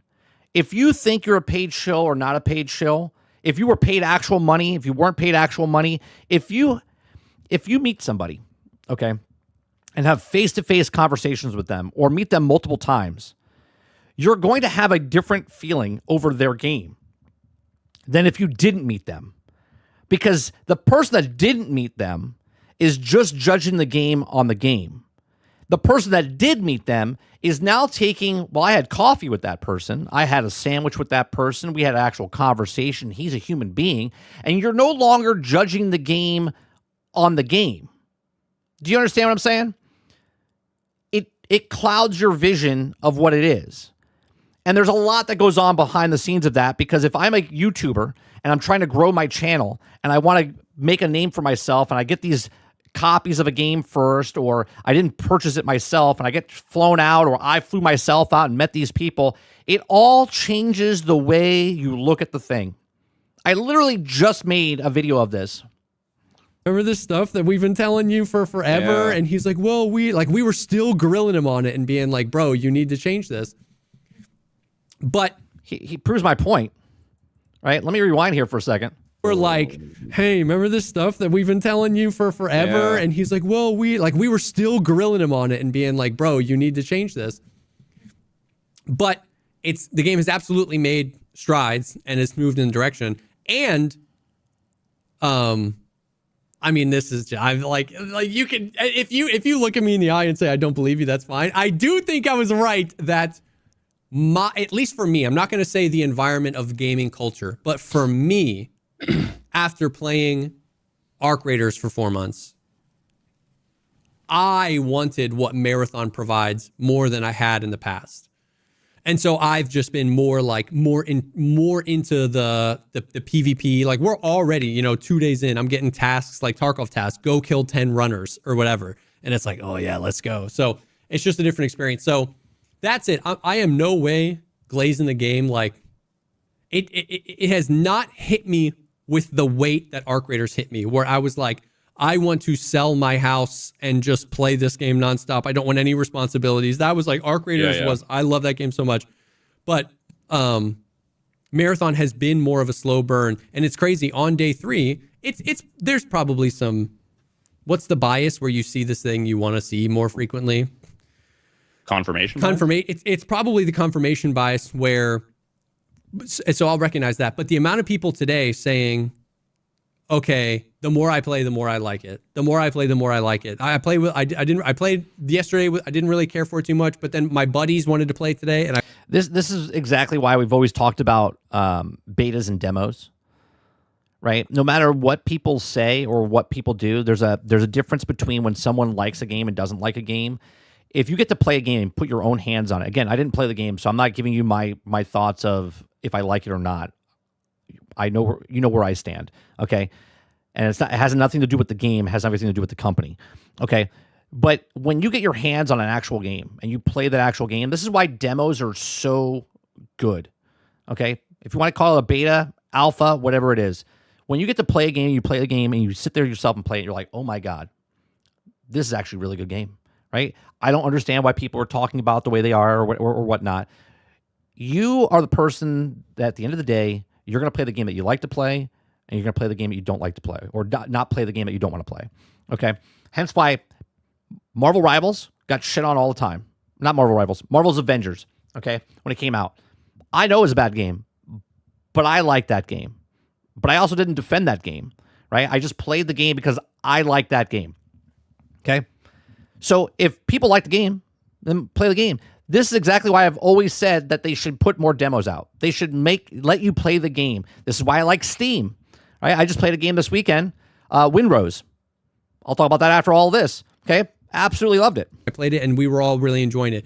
I've been seeing that trend. Probably confirmation bias, but it's not probably, it is. I'm at the very least intrigued. I'm not like, I've been telling people, it's so funny. Even I did a sponsored segment for Marathon today. Throughout the sponsored segment, this is kind of how I hold sponsors too. Like, same thing with the 64 audios, where like I've told more people to not buy 64 audios than to buy them, because they're like a really niche piece of tech that not everybody needs.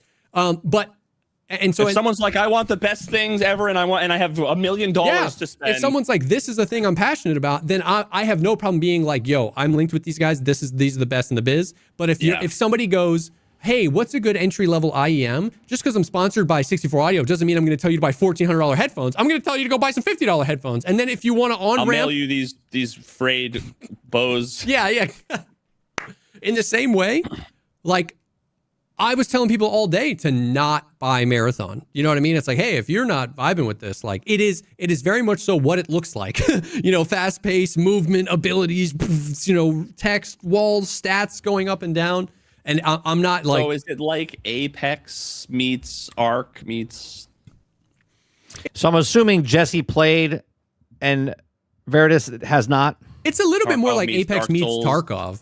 Like, there's not a whole lot of arc to it, other than, I guess, it's just more sci-fi. But and I would say it's way less twitchy and movement shootery than Apex, but it's the most twitchy and movement shootery extraction shooter. Does that make sense? No. Is it the most Arc like Dark Souls-esque extraction BR? I don't know that. Okay, I was like, for a second, I thought you were asking a legitimate You thought I question, was and I was serious? like, what the fuck? Yeah. Okay, good. I was hoping I wasn't gonna have to be like, I'm fucking kidding. So yeah, it's I'm on a Sudafed. Okay, I've got a lot of Sudafed. So that's kind of the 100,000. So I'm going to complain about the issue that has persisted, that we're like, oh my God, why haven't they fixed that? Why haven't they balanced the El Toro? Like, right? Does that make sense? So it's like, the Ark has been out for 4 or 5 months. I still love that game so much, and I'm going to still continue to play it. But I'm just at that point already where it's like, okay, well, I've got... I hope we don't have a Tim the Tatman situation on our hands here. This is why I don't plant my flag. I just play games that I want to play. I don't have to tell you why I like playing a game or why I don't like playing a game.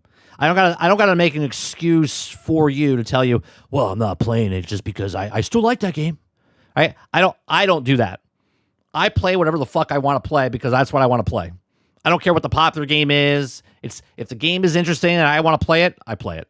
kind of done everything, and I don't really want to go back to playing Tarkov. And this game is coming out, so like I've been enjoying it. If this game, just in hypothetical, if this game doesn't metrically thrive, they will be playing games that thrive, meaning Arc Raiders and Tarkov, because that's what their people want to watch. That's how it works, people. The El Toro a revolver? It's a shotgun in Arc.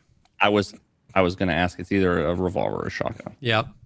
So what's surprising about Marathon has been how quick the time to kill is, which is a very big departure from that. Like, a lot of people had in their head, if this is going to be the apex of extraction shooters, Apex is like, it's like a business day is the time to kill. And this is quicker, which I like as an extraction shooter, Andy, because there's more opportunities for clutch 1v2s and 1v3s, but it was just not necessarily how I was tracking in my head. And then you also get this sort of conflicting thing where it's like, you have the heroes, right? And the heroes have the abilities, but if you die in 2 shots, there's not a whole lot of opportunity to like express your ability. Come on, Dribblers. Yeah, I was gonna say, wouldn't you just like shoot things? Yes. Instantly, like.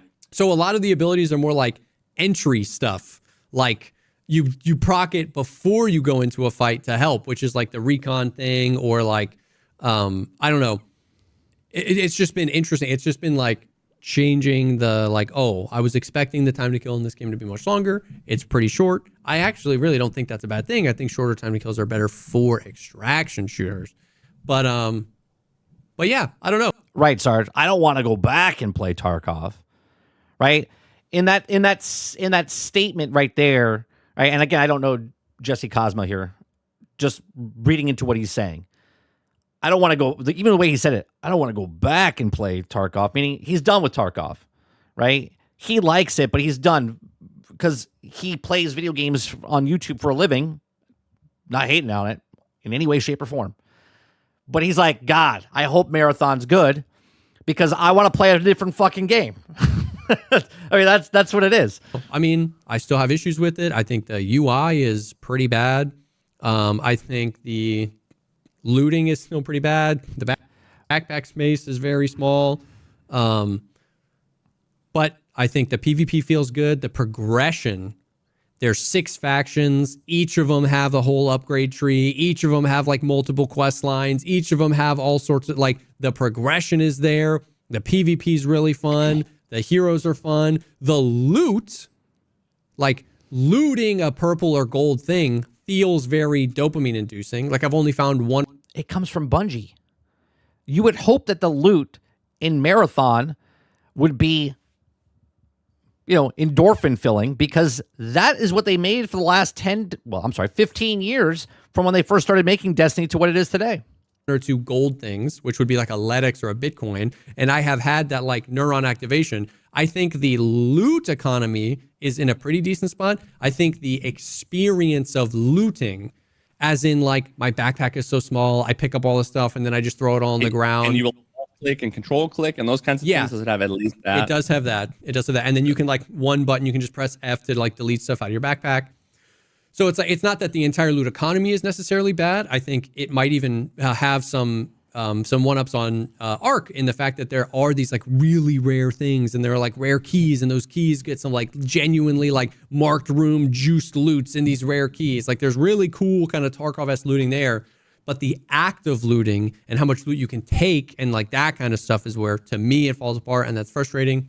So I mean, it's all over the board, man. It really is like this. This is the other thing that I mentioned to Ham that I haven't seen yet out of Marathon that I want, and I think I'm going to give them the benefit of the doubt and say this might be in the full release, but I haven't had a only in Marathon moment. Does that make sense? Yeah. Tarkov, like if you've played Tarkov, everybody knows that moment. When you are down, when you have low HP on your thorax. Cisco says there's a difference in what you prefer and what is good. You can say something is good even if it's not for you. 100%. 100%. And you 1v3 and you get some crisp as fuck head taps, and you loot them, and they're raid bag boys, and you are at the extract, and your hands are trembling. That is an only in Tarkov moment. The stress, the adrenaline, the heart rate.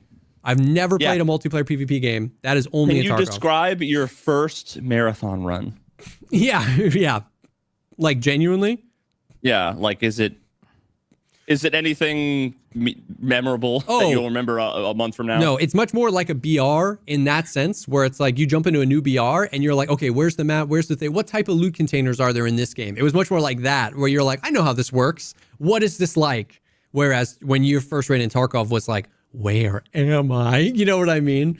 And I feel like Ark is probably maybe... Here's what I'll say. I'm not going to listen to any more of these guys. But this is what I'll say.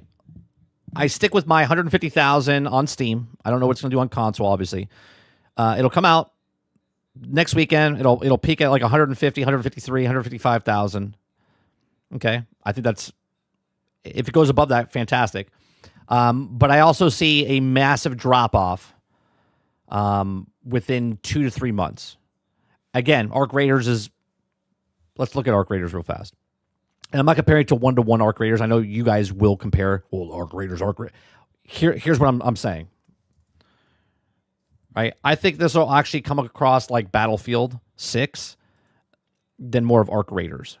Okay. Obviously, Arc Raiders is 4 months, and it's starting to finally dip because other games are coming out, right? So other games are starting to finally come out in the market, single player, multiplayer, co-op, whatever. Okay, so we're at this point now. Arc Raiders in the last 24 hours, 238,000. I don't think Marathon even gets to this peak ever. If I'm wrong, I'm wrong. I think it hits 150, 155, maybe 160. That's about it. And then it starts to look like Battlefield, right? In 2 months' time, it'll start looking like Battlefield just because of the way the game is. It's more hardcore-esque, so you're going to get a steep decline like a Battlefield in 2 months, right? Because what's going to happen is the more that people play, the people are going to love it, and they're going to start separating from the other people, the people that are the casuals or whatnot. Those people are going to get their money's worth because it's $40, okay, because it's $40. People are going to come in. They're going to play it because they paid $40. those people are going to die off really quick because they're going to go play another game that comes out, which is successful for Bungie.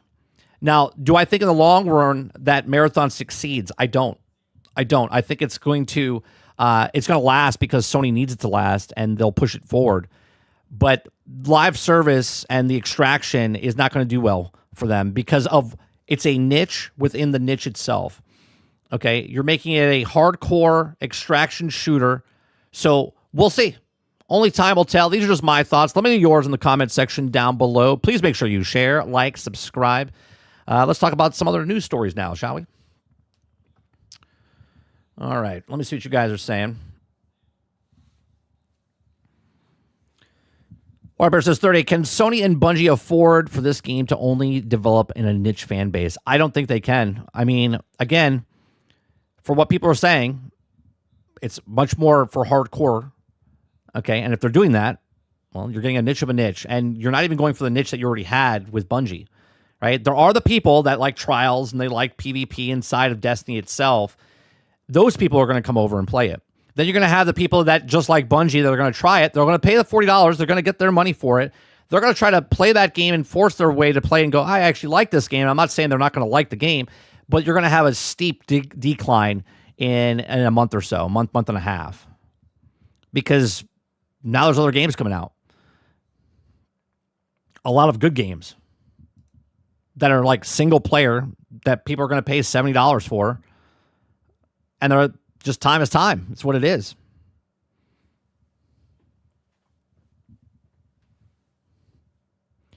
Let's see here. Crowd says 50 to 60. 50 to 60 what? Hours? Is that what you're saying? Cesar says, giving an ad spots doesn't equal rigging the Game of the Year vote. Oh, I don't know what you're talking. You're probably having a conversation with Travis and going off the deep end there.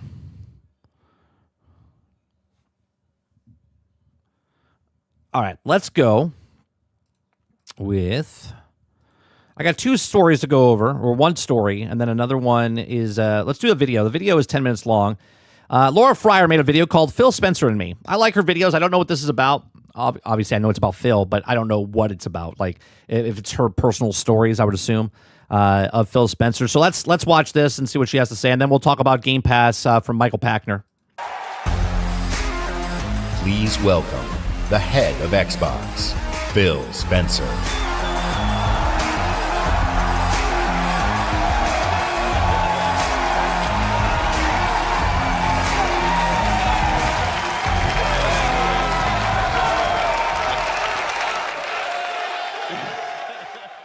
Phil Spencer retired this week. After 38 years at Microsoft, leading Xbox through so much, it's the end of an era. Many have asked what I think about Phil's departure, and today I'd like to share a few stories about the Phil that I knew, including one where he saved me. Phil joined Microsoft Game Studios right around the original Xbox launch in 2001. He'd started at Microsoft as an intern coder years earlier. This is why people have mad respect for him, because he started where he started and where he ended up. But I talked about this last week. Really defined Phil was his genuine love for games, and more importantly, the people that made them. He always put developers first, taking their calls no matter what, really listening to their needs, and fighting for whatever would help their games shine on Xbox. That kind of empathy is rare, especially when you're on the publisher side. I saw how Phil handled that publisher-dev tightrope with Vanguard Saga of Heroes. I was the Microsoft executive producer. Never played this. On the game while also shipping Gears of War, and it was rough. World of Warcraft had just come out and completely changed what MMO players wanted. They wanted easier, more fun, less grind. But Sigil's team just wouldn't accept it. They wouldn't even play WoW. And the playtests kept showing people hated the grind, and the developers got defensive instead of fixing it. Then there was the problem with the server side. Remember, no Azure back then, so Microsoft was going to pay to host everything. And their tech could barely handle a few people on one server. I told them, look, we have to set some milestones together for increasing the number of players that we can have per server. You guys pick the numbers. You decide. I'm not going to dictate your schedule for you, but we need to make sure we're showing that the servers are getting more scalable every milestone. So the first milestone hits and they miss their own metrics. And in publishing, milestones have money tied to them, and we didn't pay them. Of course, they were mad, and they immediately escalated to Phil and told him a bunch of things that were inaccurate, a lot of nonsense. You could tell that she's... Do you see? Remember what I told you about when people either lie or they're remembering something? Look at where her eyes go. She's not lying, right? She knows the story, right? And look where she's looking. Here, look at this for a second. Pay them. When she comes back, of course they were mad, and she's looking at the camera. When you're looking for a lie, you're looking down at the ground. When you're remembering something, you look up. Immediately escalated to Phil and told him a bunch of things that were inaccurate, a lot of... Right? She's looking up there. She's like, yeah, I remember the time when these people lied. And Phil, we had to talk to Phil. Nonsense. But he didn't blow up. He didn't get defensive. He just calls me and says, hey, let's grab a flight. We're going to go down there and we're going to sort this out face to face. We get there and the tensions are through the roof. They won't even talk to me. They stuck me in a conference room and then they pulled Phil aside to make their case. They trusted him. I did. I wouldn't say that Call of Duty basically had zero competition for 4 months. You just had Battlefield 6, which is the best-selling game of last year, was out, right? You had Call of Duty, even though Call of Duty is not in the best shape possible, it's still sold like 12 million, 14 million copies. So I wouldn't say they didn't have not competition. They had competition from big-ass brands that were there before it. Too.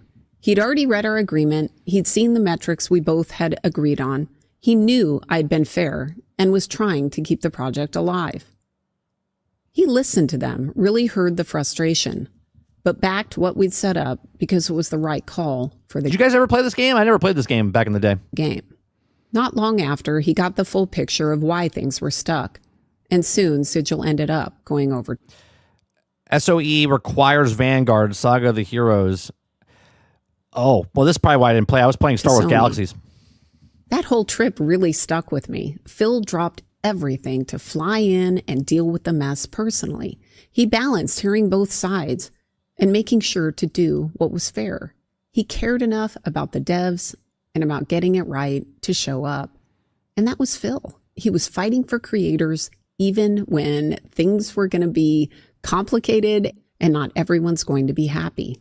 Stories like Vanguard highlight Phil at his best, stepping in personally when systems faltered. But there's another story, a more private story from those early days, that only a handful of people actually know. And it's the real reason I left the Xbox team, and another moment where Phil changed everything for me. When I started at Xbox, I worked under Seamus Blackley, one of the original faces of the platform. This is the guy that said basically they're going to take out the Xbox consoles, snuff it out in the middle of the night. This is the guy who said that the other day.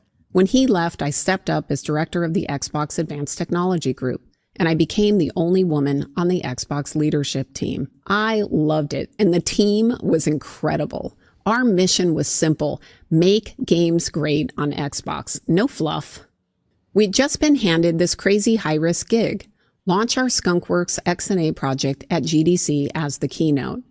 Xbox couldn't announce the 360 specs last minute because the debate about the billion-dollar memory question was still raging internally. But we had promised GDC a keynote, so the whole ATG team got thrust into the spotlight. It was an absolute insane crunch to pull it off, but we did, and it was glorious. We straight up owned GDC that year. After an incredible day on stage demoing XNA, I went with a PR person and an Xbox executive to grab a couple of controllers from a hotel room. Next thing I know, I'm handed a bathrobe and asked to put it on. I laughed like it was a joke, and I got out of there as fast as possible, but I was freaked out. I barely really thought about it much until the next week when I got back. And that's when I was suddenly told that I was being reorganized out of my job. Oh, boy. I hope she goes more into this, right? Because what did I tell you like a long time ago with my stories in the film industry, right? Right? Like if you don't do certain things, not sexual or anything like that, but if you're a person that doesn't go along with, hey, we're going out to drink and you don't want to go drink, or hey, we're going to smoke, or it's like these little moments in your career, divert your career. Right? Because if everyone on the crew is smoking, but you don't want to smoke, well, guess what? They don't want you working for them because you're a Debbie Downer type of thing, right? So what it sounds here, again, I'm not sure, they handed her a robe. She was like, no, I don't want, whatever's happening, I don't want to do this type of thing. I don't know what it was going to be. But then all of a sudden, she's told that, well, we don't want you here anymore. I was being kicked out and replaced from the job I loved. Yeah. A friend of mine caught wind that something had happened at GDC, and he asked me about it. I told him, and he was mortified. He believed that the reason I was being pressured to get out was because of this incident. He told me I needed to go and talk to HR. And while I was thinking about that... But at that time, even if you talk to HR, the water's tainted now. You know what I'm saying? Do you know what I mean? Like, because even if you say something, now you go back into that thing, you don't want to be there anymore. He did instead. And that's when everything flipped. Unfortunately, even though the other person that was in the room confirmed my story, it didn't matter. I was pushed out and nobody would help me. My career had gone from red hot to radioactive. Been there, done that. You see, I had been on the fast track. I was in this small group that was considered high potential leaders from across the company. They were giving us special trainers. I had a VP mentor who dumped me after this. And this is why I always say you're only as good as your last job, last thing, whatever it is. Doing what I thought was my forever job. A job I could never imagine giving up. It was perfect. I would have happily done it for the rest of my career. And suddenly, I didn't have a career. So I started looking for what was next. I wanted to stay in games, and when Jason Jones reached out about interviewing at Bungie, I jumped at it. I was also eyeing a spot on Phil's publishing team. The pressure was brutal. The exec was shoving me out the door, and Bungie was moving too slow. Then Phil stepped in, and he told me straight up, don't wait. Come and join my team and work for Bonnie. He was kind, he was considerate, and he practically begged me to come and work with Epic. He knew we had a strong relationship, and he genuinely needed my help. And just like that, my nightmare ended. Looking back, this incident showed how the culture at Microsoft was breaking. Instead of holding everyone to the same high standard, they decided on performative solutions that killed meritocracy. Passivity became rewarded. During the Xbox One days, people learned to keep their heads down. Employees weren't going to take bold actions on their own like the original team at Xbox did. Everything started being mandated top down. Yep. Good people left, and by the time Phil took over, the culture was... He was left, he was handed a pile of shit, said, here you go, Phil. Fix that, would you? It's like handing someone a Rubik's Cube, but the Rubik's Cube's not even together. It's just all in pieces, and they're like, here you go. Can you put that together for me? Thanks. Appreciate it. Broken. Xbox hardware was in trouble, and the team was a mess. It would have taken a rare talent to fix. If it was a mess back then, what is it today? Again, this is coming from her, right? She worked for them. If it was a mess back then, what is it considered today? Fix things. There are probably only a handful of people on Earth that could have even navigated that. But it's not just about me. As a leader, you realize that if we can't empower our great people to do great things, that we should give up. I knew that this effort would take the entire team, and it was going to be incredibly hard. And unfortunately, Phil was never able to stabilize the team before all of the acquisitions started putting weight on a broken culture and creating an environment where much of the team was remote. Phil couldn't just hop on a plane and solve things. He had to delegate. I'm sure if you asked Phil, he would admit to mistakes. I know that he would like to replay some of his decisions, just like the rest of us. But unfortunately, life is not a video game. You don't get another quarter. A few years ago, I asked him for coffee, and he accepted without hesitation. We talked about the good old days, we shared some leadership stories and some of the challenges we had faced. You see, Phil is a rare person. He's one of the few leaders with experience of leadership at scale, something you can only understand firsthand. It was gold. I don't know if Phil knew the full scope of what was happening to me, but Phil was there when I needed him, and I will always be grateful. I hope that Phil gets some time to rest now. I imagine these last few years have been incredibly stressful, and I wish him well. And I can only hope that Xbox's leadership is the rare talent that they so desperately need. I don't think so. I think Xbox. The reality is, when you have moments like this, the future of the brand is at stake. You question whether or not you're going to be here in 5 years. It's never a given that you're going to get to make another generation of a console. Brands die every day.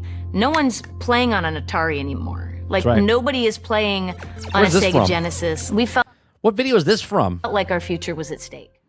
I want to know what video that's from. I want to watch that one. All right, well, going from that, we're going to go to this one, which is from WCCF Tech. It says, I think the new Xbox console is already dead, and they're blown it by embracing Game Pass, says Michael Packner. So if you guys like what we do here, we do this Monday through Thursday from 10 o'clock in the morning until noon Eastern. If you like it, hit that like button, hit that subscribe button. If you'd like to go above and beyond that, become a member as little as $5. Okay? So as a regular reader of gaming news, know all too well that Wedbush Security Strategic Advisor Michael Packner is not one to mince words. Always speaking his mind regards of 2018, he famously said that loot boxes only exist because consumers were stupid. That's true. Right? In 2022, he criticized Sony for vastly overpaying for Bungie in $3.6 billion acquisition. So far, that's true, unless Marathon comes out of the and blossoms for them, especially compared to Microsoft's acquisition of Activision Blizzard and Take-Two acquisition of Zynga.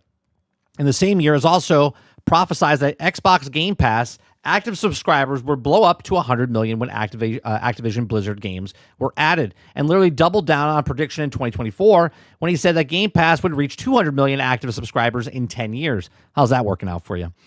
In a brief conversation with GamesBeat, available only to GB Max users, followed the leadership change in Microsoft, Packard has now completely modified his stance.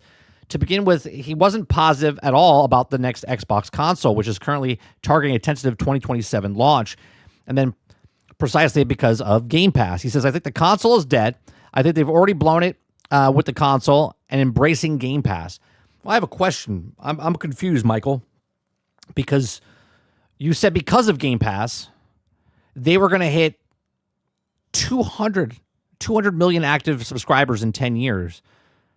But now, because they went too far into Game Pass, he's saying that they're not going to hit that because they're not selling consoles. Now, the problem with Game Pass was it was all or nothing. Give me $30 a month or fuck you. You aren't playing games. Why wouldn't you sell EA Sports FC to 100 million people, or would you like to also play it but don't want to buy a console? Of course you should. I think that's the ultimate solution, leveraging Microsoft Game Library, Live Ops, understanding what cloud infrastructure to be like Steam, but connectivity. Okay. It says, if they ever did that, I think it would work. I think it's all in on $30 a month subscription was the wrong way to go. I agree. I mean, they shouldn't have raised the price.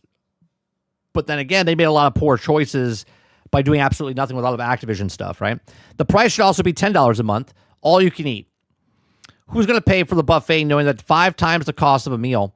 How can you also make a business charging people $360 a year up front when a game costs $70? They should also have run it like a cafeteria. that's their mistake.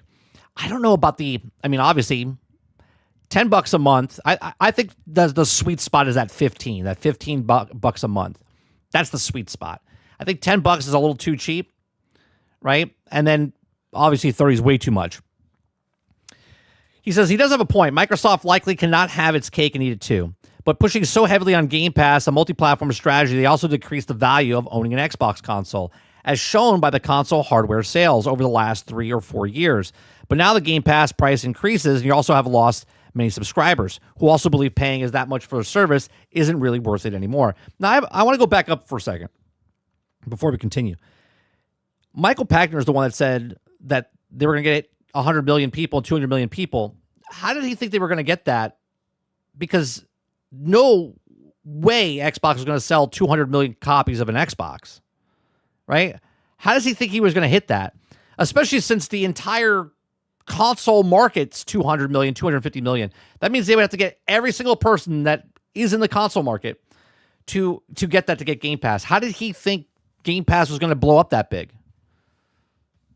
Because if he was leaning more towards PC, well, that still can happen in his old prediction.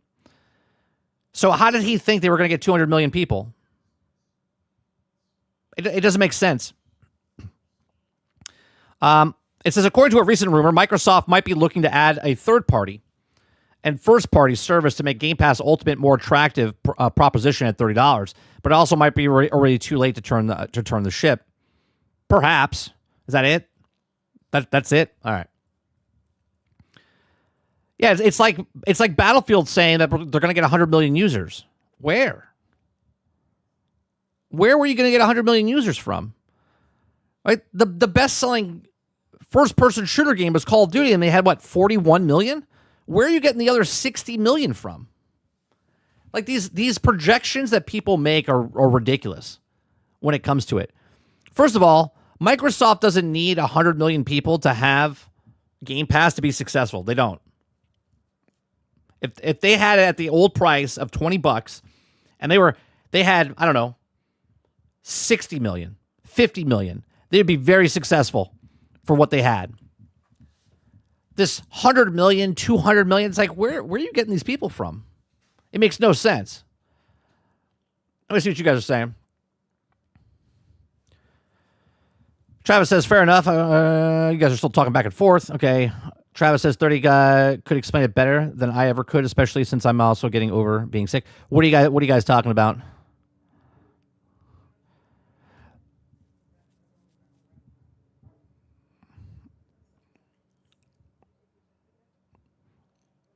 Oh, you're talking about the new CEO? I don't think she's going to be there more than 2 years. She's not there to take over Xbox. She's there to fundamentally change Xbox. She's a pivot point.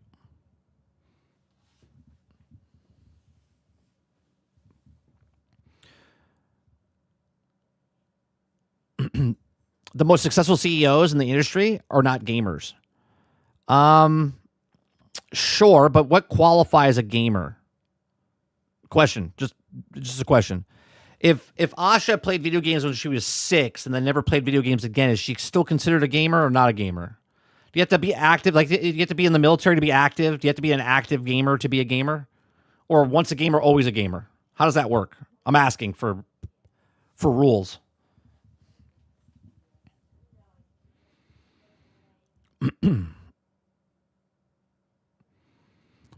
I think she's there to lay the foundation and stabilize the business and then move on. Yeah, she will only be there for like 2 years.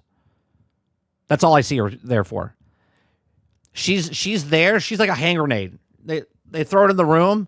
Whatever happens, and then they clean up the mess afterwards. She's there for a specific reason. She's not there to take over the long game of Xbox. Just listen to what Laura said about Phil, right? It's not about him being a gamer, okay? It was him about understanding the developers and whatnot, right? She doesn't understand any of that. And even if she learns that, the people that run the businesses, run the studios, run the publishing, they are not going to like her because she doesn't understand what they do. And they don't understand what she does.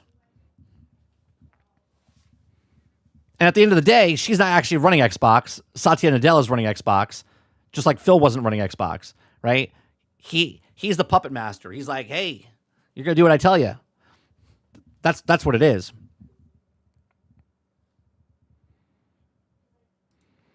Chopper Eric says she's there for the duration of her contract and then she's out. She might be there less than her contract, but she's definitely there for a small time. We do not talk about her 4 years, 5 years from now, still at Xbox. Just based on her resume. This is not her forever job.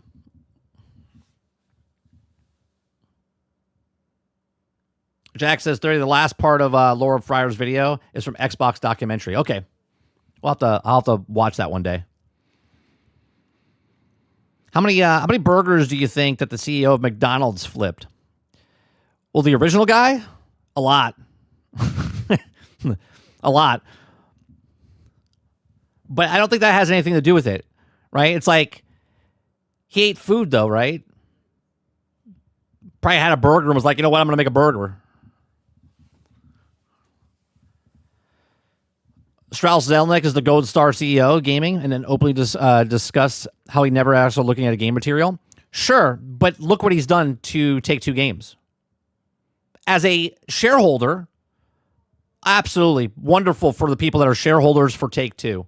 For gamers, he's completely ruined gaming because he's implemented business microtransactions into every single video game, commercials, everything. You're right. He knows nothing about gaming and doesn't care. And he's ruined every single franchise that they've had in some way, shape, or form. Even though Grand Theft Auto is the largest selling piece of entertainment on the planet, he also ruined it for gamers because he monetized everything. So yeah, he's really good at doing business. Doesn't give two shits about video games. And as a shareholder, you're like, yeah, he's the greatest. As a game, you're like, I don't really like Take-Two games anymore.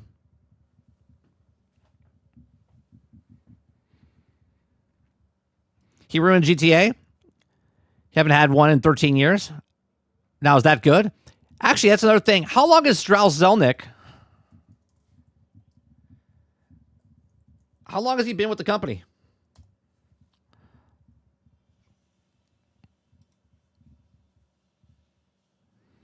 What year did he start? When did he take over? From July of 2014. Is that when he started?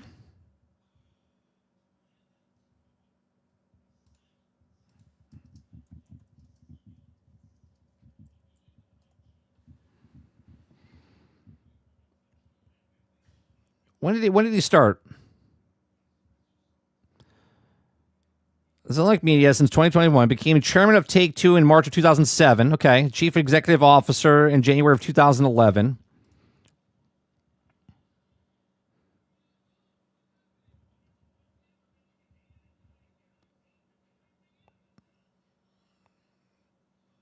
Yeah, throughout his tenure at Take-Two. Okay.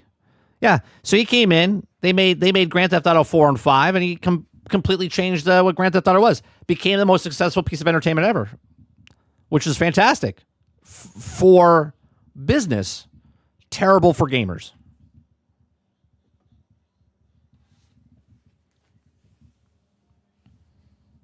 Blooper says, but in a world of gaming studios going under left and right, Zelnick is doing it right. I guess, has Take-Two not shut down any studios? I'm pretty sure he has. I'm pretty sure everyone has in some way, shape, or form. No, Zelnick's not the guy who said you could pay for bullets, is it? No, that was a different guy.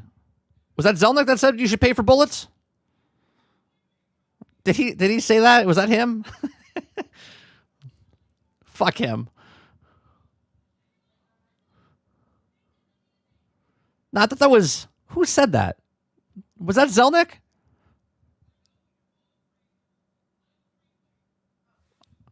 Let me look that up. I don't know if Strauss Zelnick said you have to pay for bullets.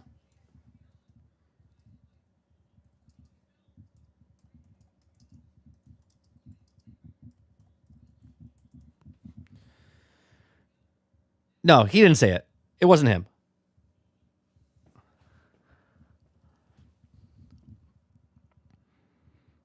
Altern says sports games are literally casinos now with ads. Yep, 100%. We pay for bullets and extraction shooters. Well, no, actual cash.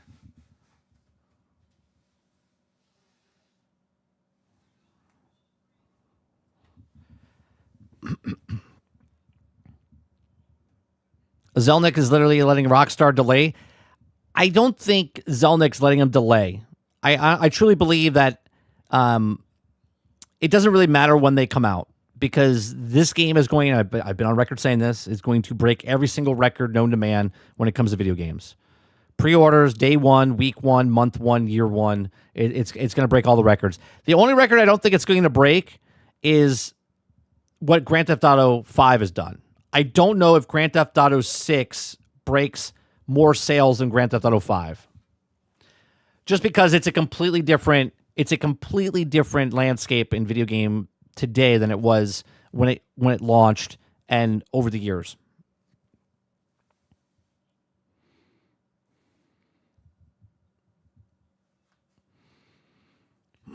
Altern says, I also know it keeps getting updates, GTA Online, but for some reason GTA 6 needs to be delayed. Yeah, coincidence, right? Yeah, it just keeps making money. It doesn't matter if it comes out.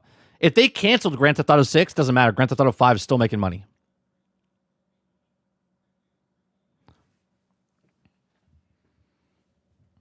%of the chat seems they don't understand what a CEO is. Oh, I mean, I understand what a CEO does. Like I said, I don't care if she plays video games or not. It has nothing to do with anything. What matters is if they respect you and how you come up and what you're doing. And I don't think Asha Sharma is going to be here longer than 2 years. And that's just solely based on what her resume is. Because she's young and she's constantly jumping from one career path to another. So this is just the next stop on the train. Has nothing to do with it. She's not going to be here like Phil 10 years from now being the CEO. Not going to happen. Now, to be fair, most CEOs don't last 10 years. They're there for like 4 or 5 and then they move on. She will be there for half of that.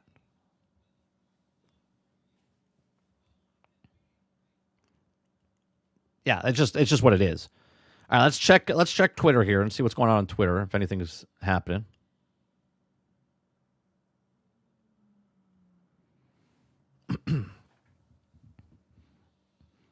I've said that the entire time, Mr. Z. I don't give a shit what her gaming thing is. Xbox cares what her thing is, hence why they did it. She didn't do it.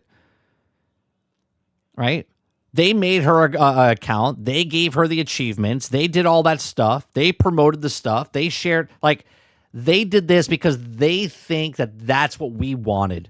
Because Phil before her was known as a gamer. So, like, well, you got to have a gamer tag. You have to have these achievements. You got to make sure you're playing some of our Microsoft games. You know what I mean? Like, they did that. They care more than we cared.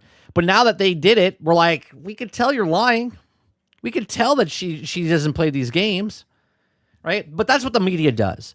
The media likes to do certain things to tell you something that doesn't fucking matter about the entire equation. 1 + 1 doesn't equal 2 to these people.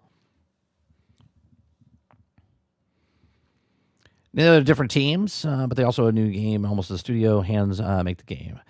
Dupla says Paramount is going to be doing a $6 billion in-cost cutting with WB. Yeah, well, they're also paying $2.8 billion to Netflix. They have to pay $7 billion to WB for whatever else. It's a ridiculous amount of money what they're doing. Here you go. It says right here, Paramount has revealed new details about the merger to Warner Brothers. HBO Max and Paramount Plus will be combined into one service. 15 films per studio with 45-day theatrical window for each film. Okay. Merged company will also have approximately $79 billion in debt. $6 billion in cost cutting, including consolidating the tech infrastructure, real estate, corporate overheads, and more. No plan to sell off the spin-offs of any of the cable assets. Flexibility to put sports like UFC on any cable network. We'll continue to license movies and TV shows to other studios and platforms. And then AI will be a tool for artists, but never a replacement for storytellers. So there you go. They'll use it for special effects, but they will not let them do it for story yet, because AI is just not there yet.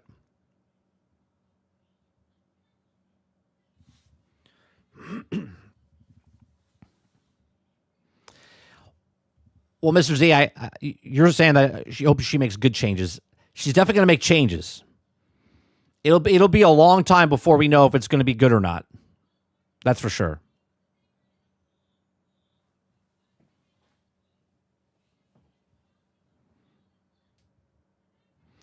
What is this heading? High Guard developer reveals his theory for why so many players ditched the game. Who wrote this? Is this did one of you guys submit this? Because this is on Twitter and I don't want to.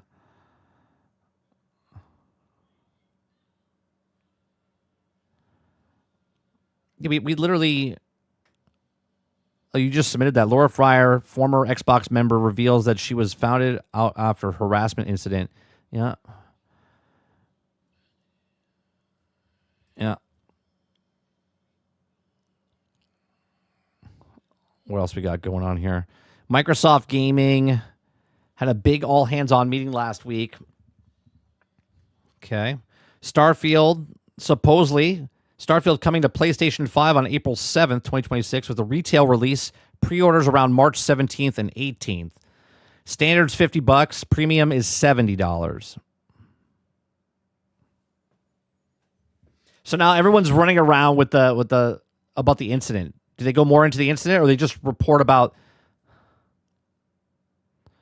Aforementioned after being a crippled, they was strange. Eventually, she's confident in her friend. Microsoft, unfortunately. Yeah, so basically, they're just writing a report of what she already talked about in the video.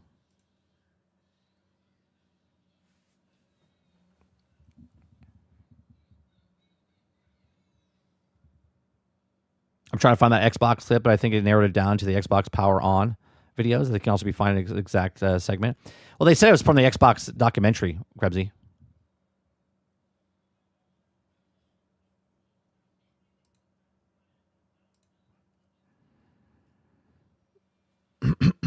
Yeah, is it the Netflix thing? Yeah, I don't want to go into that too deep right now, Travis.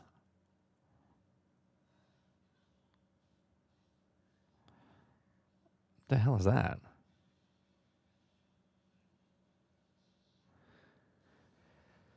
How do you look at you guys see this? I don't know what this is. They say something hit the moon. Right? Something hit the moon. Are you guys ready for this? Remember, you can't trust anything that you see on the internet right now, so we don't know if this is official or not official or whatnot.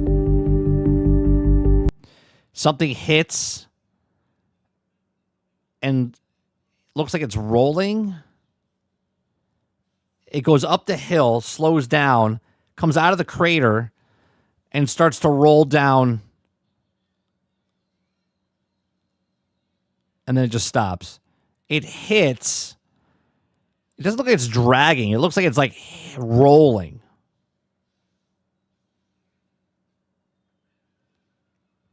Right. The most high fidelity, yeah, is with the high-powered telescope. At least that's what they said.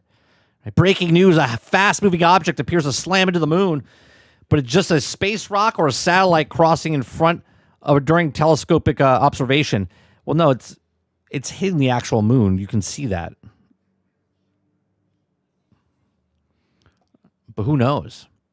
100% real, not fake. Who knows? Let's see what else is going on here. High Guard's at 151 players right now. Amazing.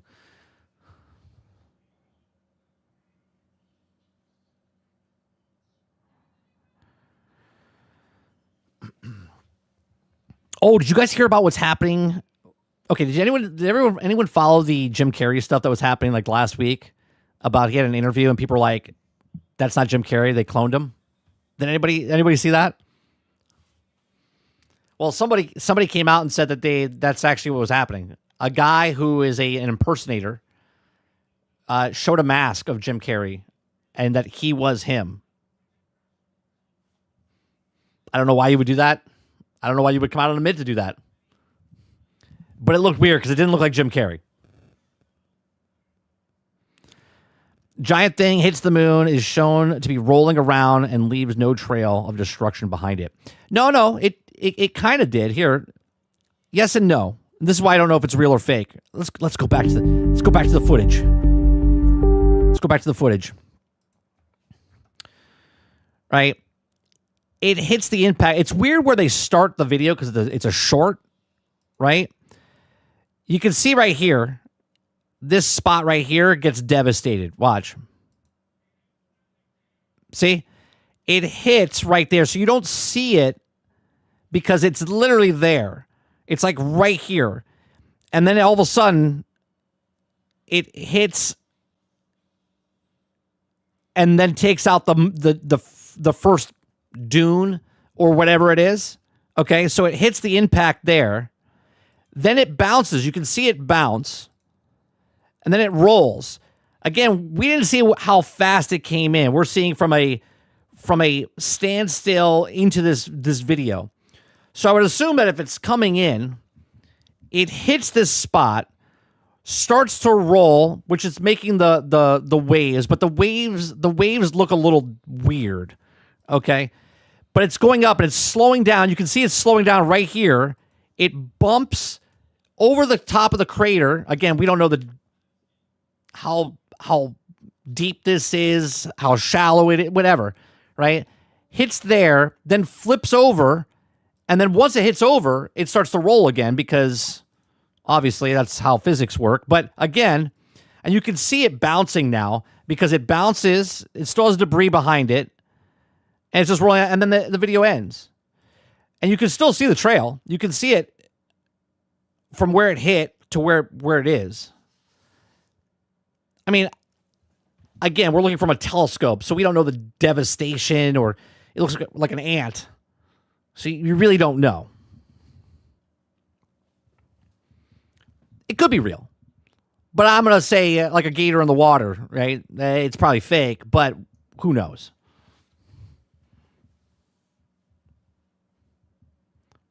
Let's go back to the footage. If you blink, you'll miss it. I mean, it does make devastation. It does change it.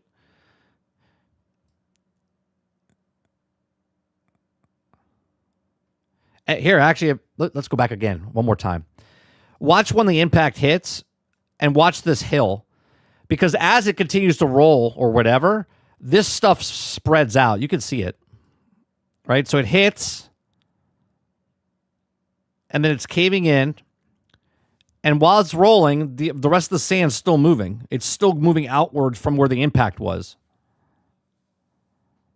Again, we have no size comparison. This could be a boulder. It could be the size of a building. Have no idea.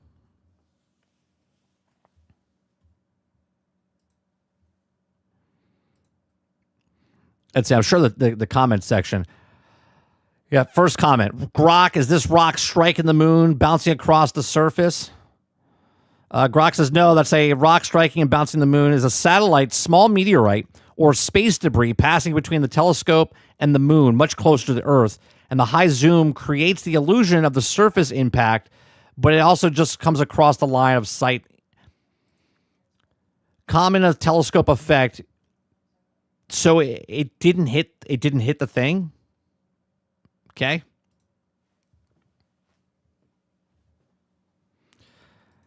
Grok, is this real? No, it doesn't say anything.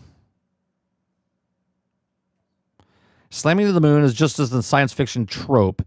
It's a consistent, violent reality for the lunar neighbor, constantly getting pelted by stuff. It's a fallen transformer. That's what it is, Jay. It's Optimus Prime. He's coming. That's what it is. That's what I'm going to go with. I'm going to go with that. It's Optimus Prime or Megatron. They're establishing a base on the moon. I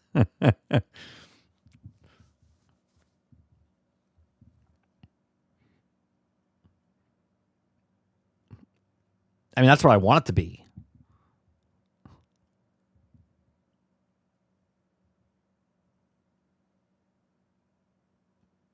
You can't Can't trust anything that's going on right now. But the shit that is going on is pretty crazy.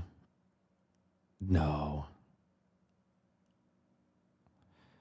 No. Did someone crash into the...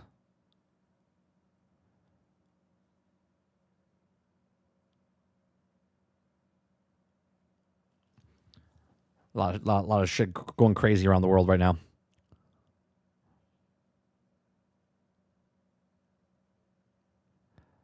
Hey, you see this? Everybody. This is the Jim Carrey thing I was saying to you guys. I don't know. This is just weird to me. Right? So the guy took Jim Carrey's face, made a prosthetic of it, and then showed up to an award show. No, I'm showing you. The guy came out and said it. Did someone come out for Selena Gomez? No. Okay, well then you can't say anything then. I'm just saying what I'm seeing. My wife's coming in here. She's like, Selena Gomez is a clone too. I'm like, I don't know about that, but whatever. Right? So the guy came out and showed that he made a prosthetic of him. My question is, why? Oh my God.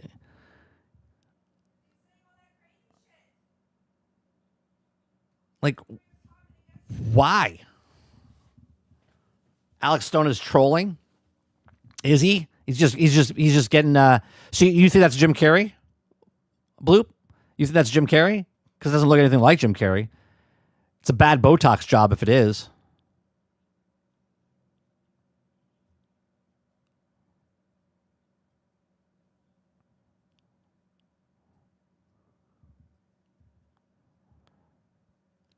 Oh, look at this. Maybe the moon thing has to do with Transformers. Are you guys ready for this?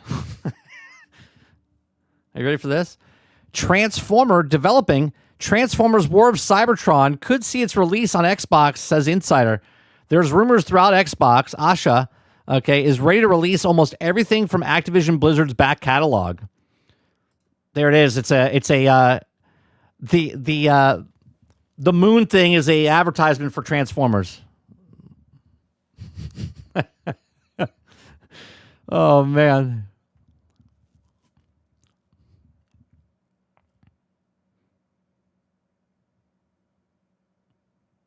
This is why? Because you're talking about him? I guess. It's just weird. Jim Carrey doesn't look like that. Doesn't look anything like him. He's got different eyes. Yeah, but his eyes are different. The guy's eyes were blue. Jim Carrey's eyes are brown.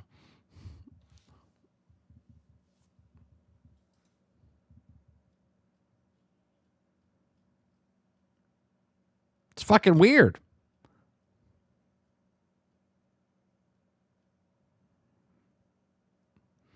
I love how everyone's talking about Laura Fryer now with the bathrobe. It's all over the internet now.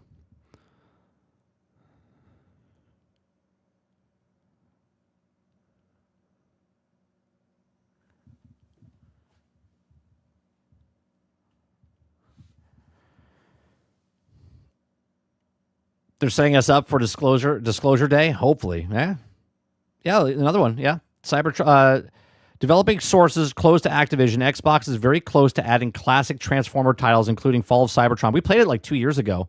We played through the whole series. I love it. Great game. Fantastic game.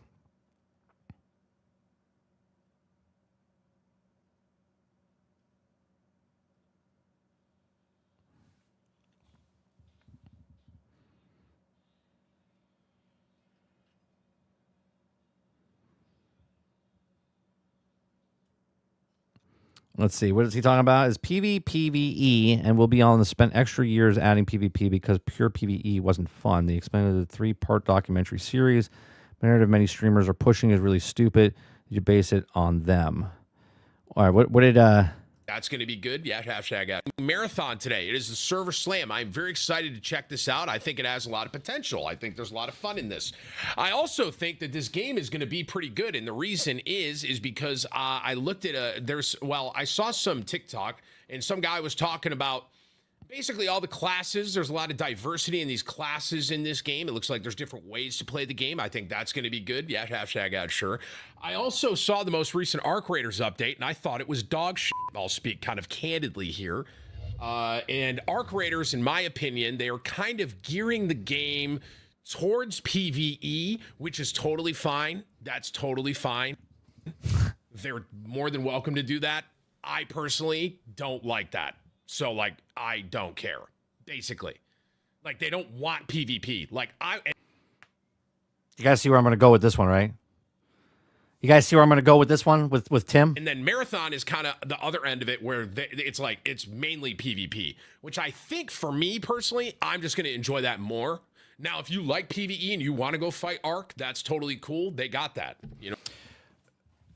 No. Remember, Tim is the guy that said about Battlefield 6, right? About Battlefield 6 that they were doing Battle Royale. And can he just have this one? But do you see the difference now? Right? Now, I don't give a shit if Arc Raiders gets a PvE or not. They are going to get one. And I do agree with him. They are going to go towards that direction because that's the biggest band of people that could play the game.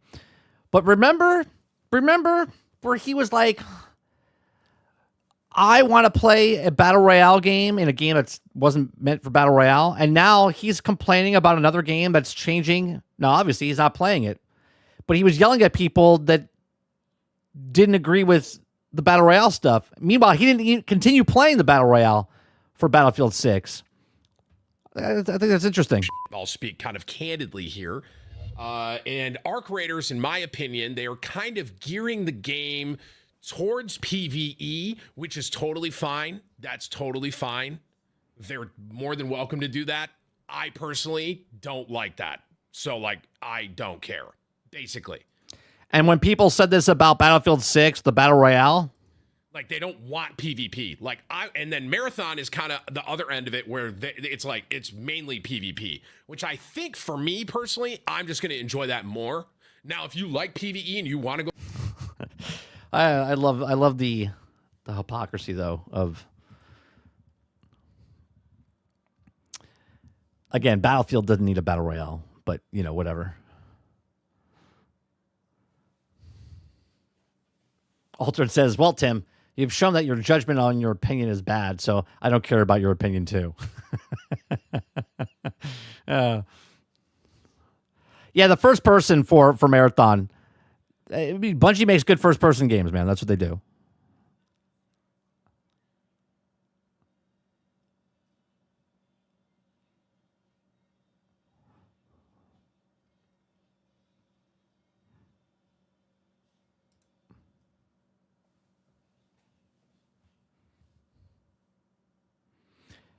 Tim let the chat bully him for high guard.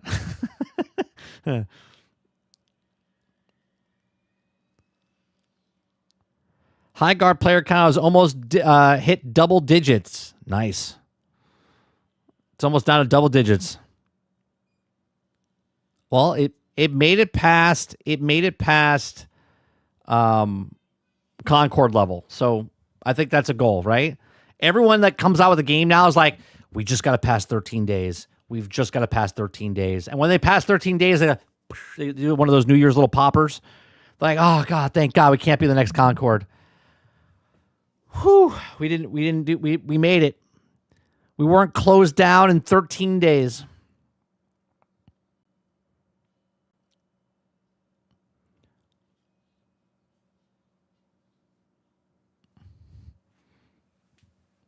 I have no thoughts on the Pokemon stuff. Zero. I don't even know what the new thing is. Never played Pokemon. No interest here.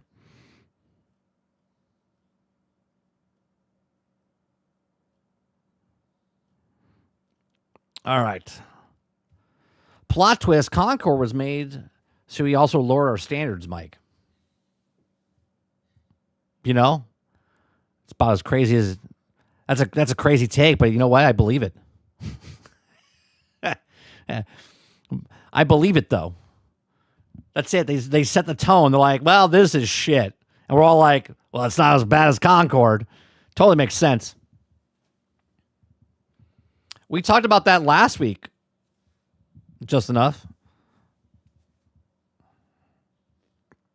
Hence why they went down to 20 people. Or why they got fired, basically. The 20 thing came out this past weekend, but only doing a thing for 20 devs left. Oh, real quick, I want to talk about I'll talk about Windrose real fast, right? So I played Windrose this weekend. If you guys haven't tried it, there's a demo out on Steam. If you like survival games, it's a fantastic demo. Okay, like I don't know when the game actually comes out, when it launches, but holy shit. I don't think it was in development for 10, 15 years. I know it was a MMO before, and they switched it. It was called Crosswinds before, but they changed it over to Windrose. Okay? And I played it for about 7 hours this weekend. And holy Christ, it's a well-polished demo for what it is.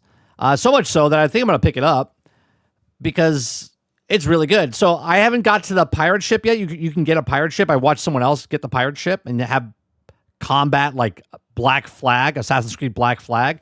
Skull and Bones, okay, so you can play up to 4 players with this. You can have NPC crew members be on your boat. They did a really good job. Right now, I've only been to 2 separate islands. Combat is good, okay. It's pretty hard. Everything can kill you. You're gonna die a lot.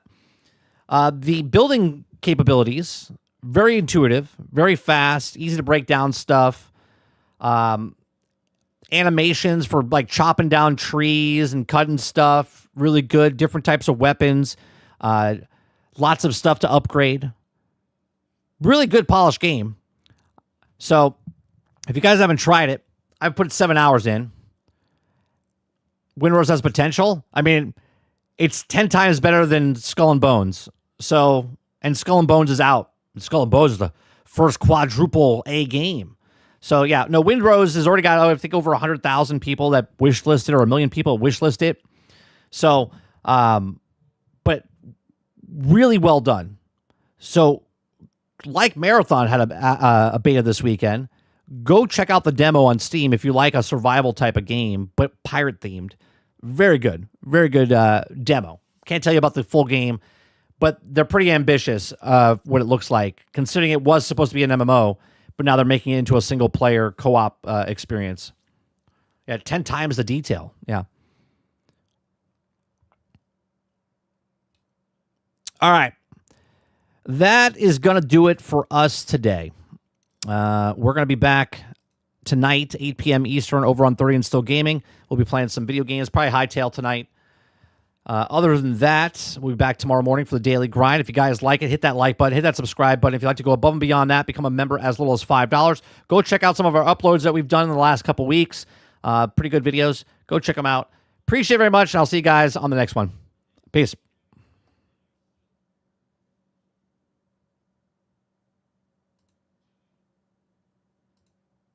Yeah.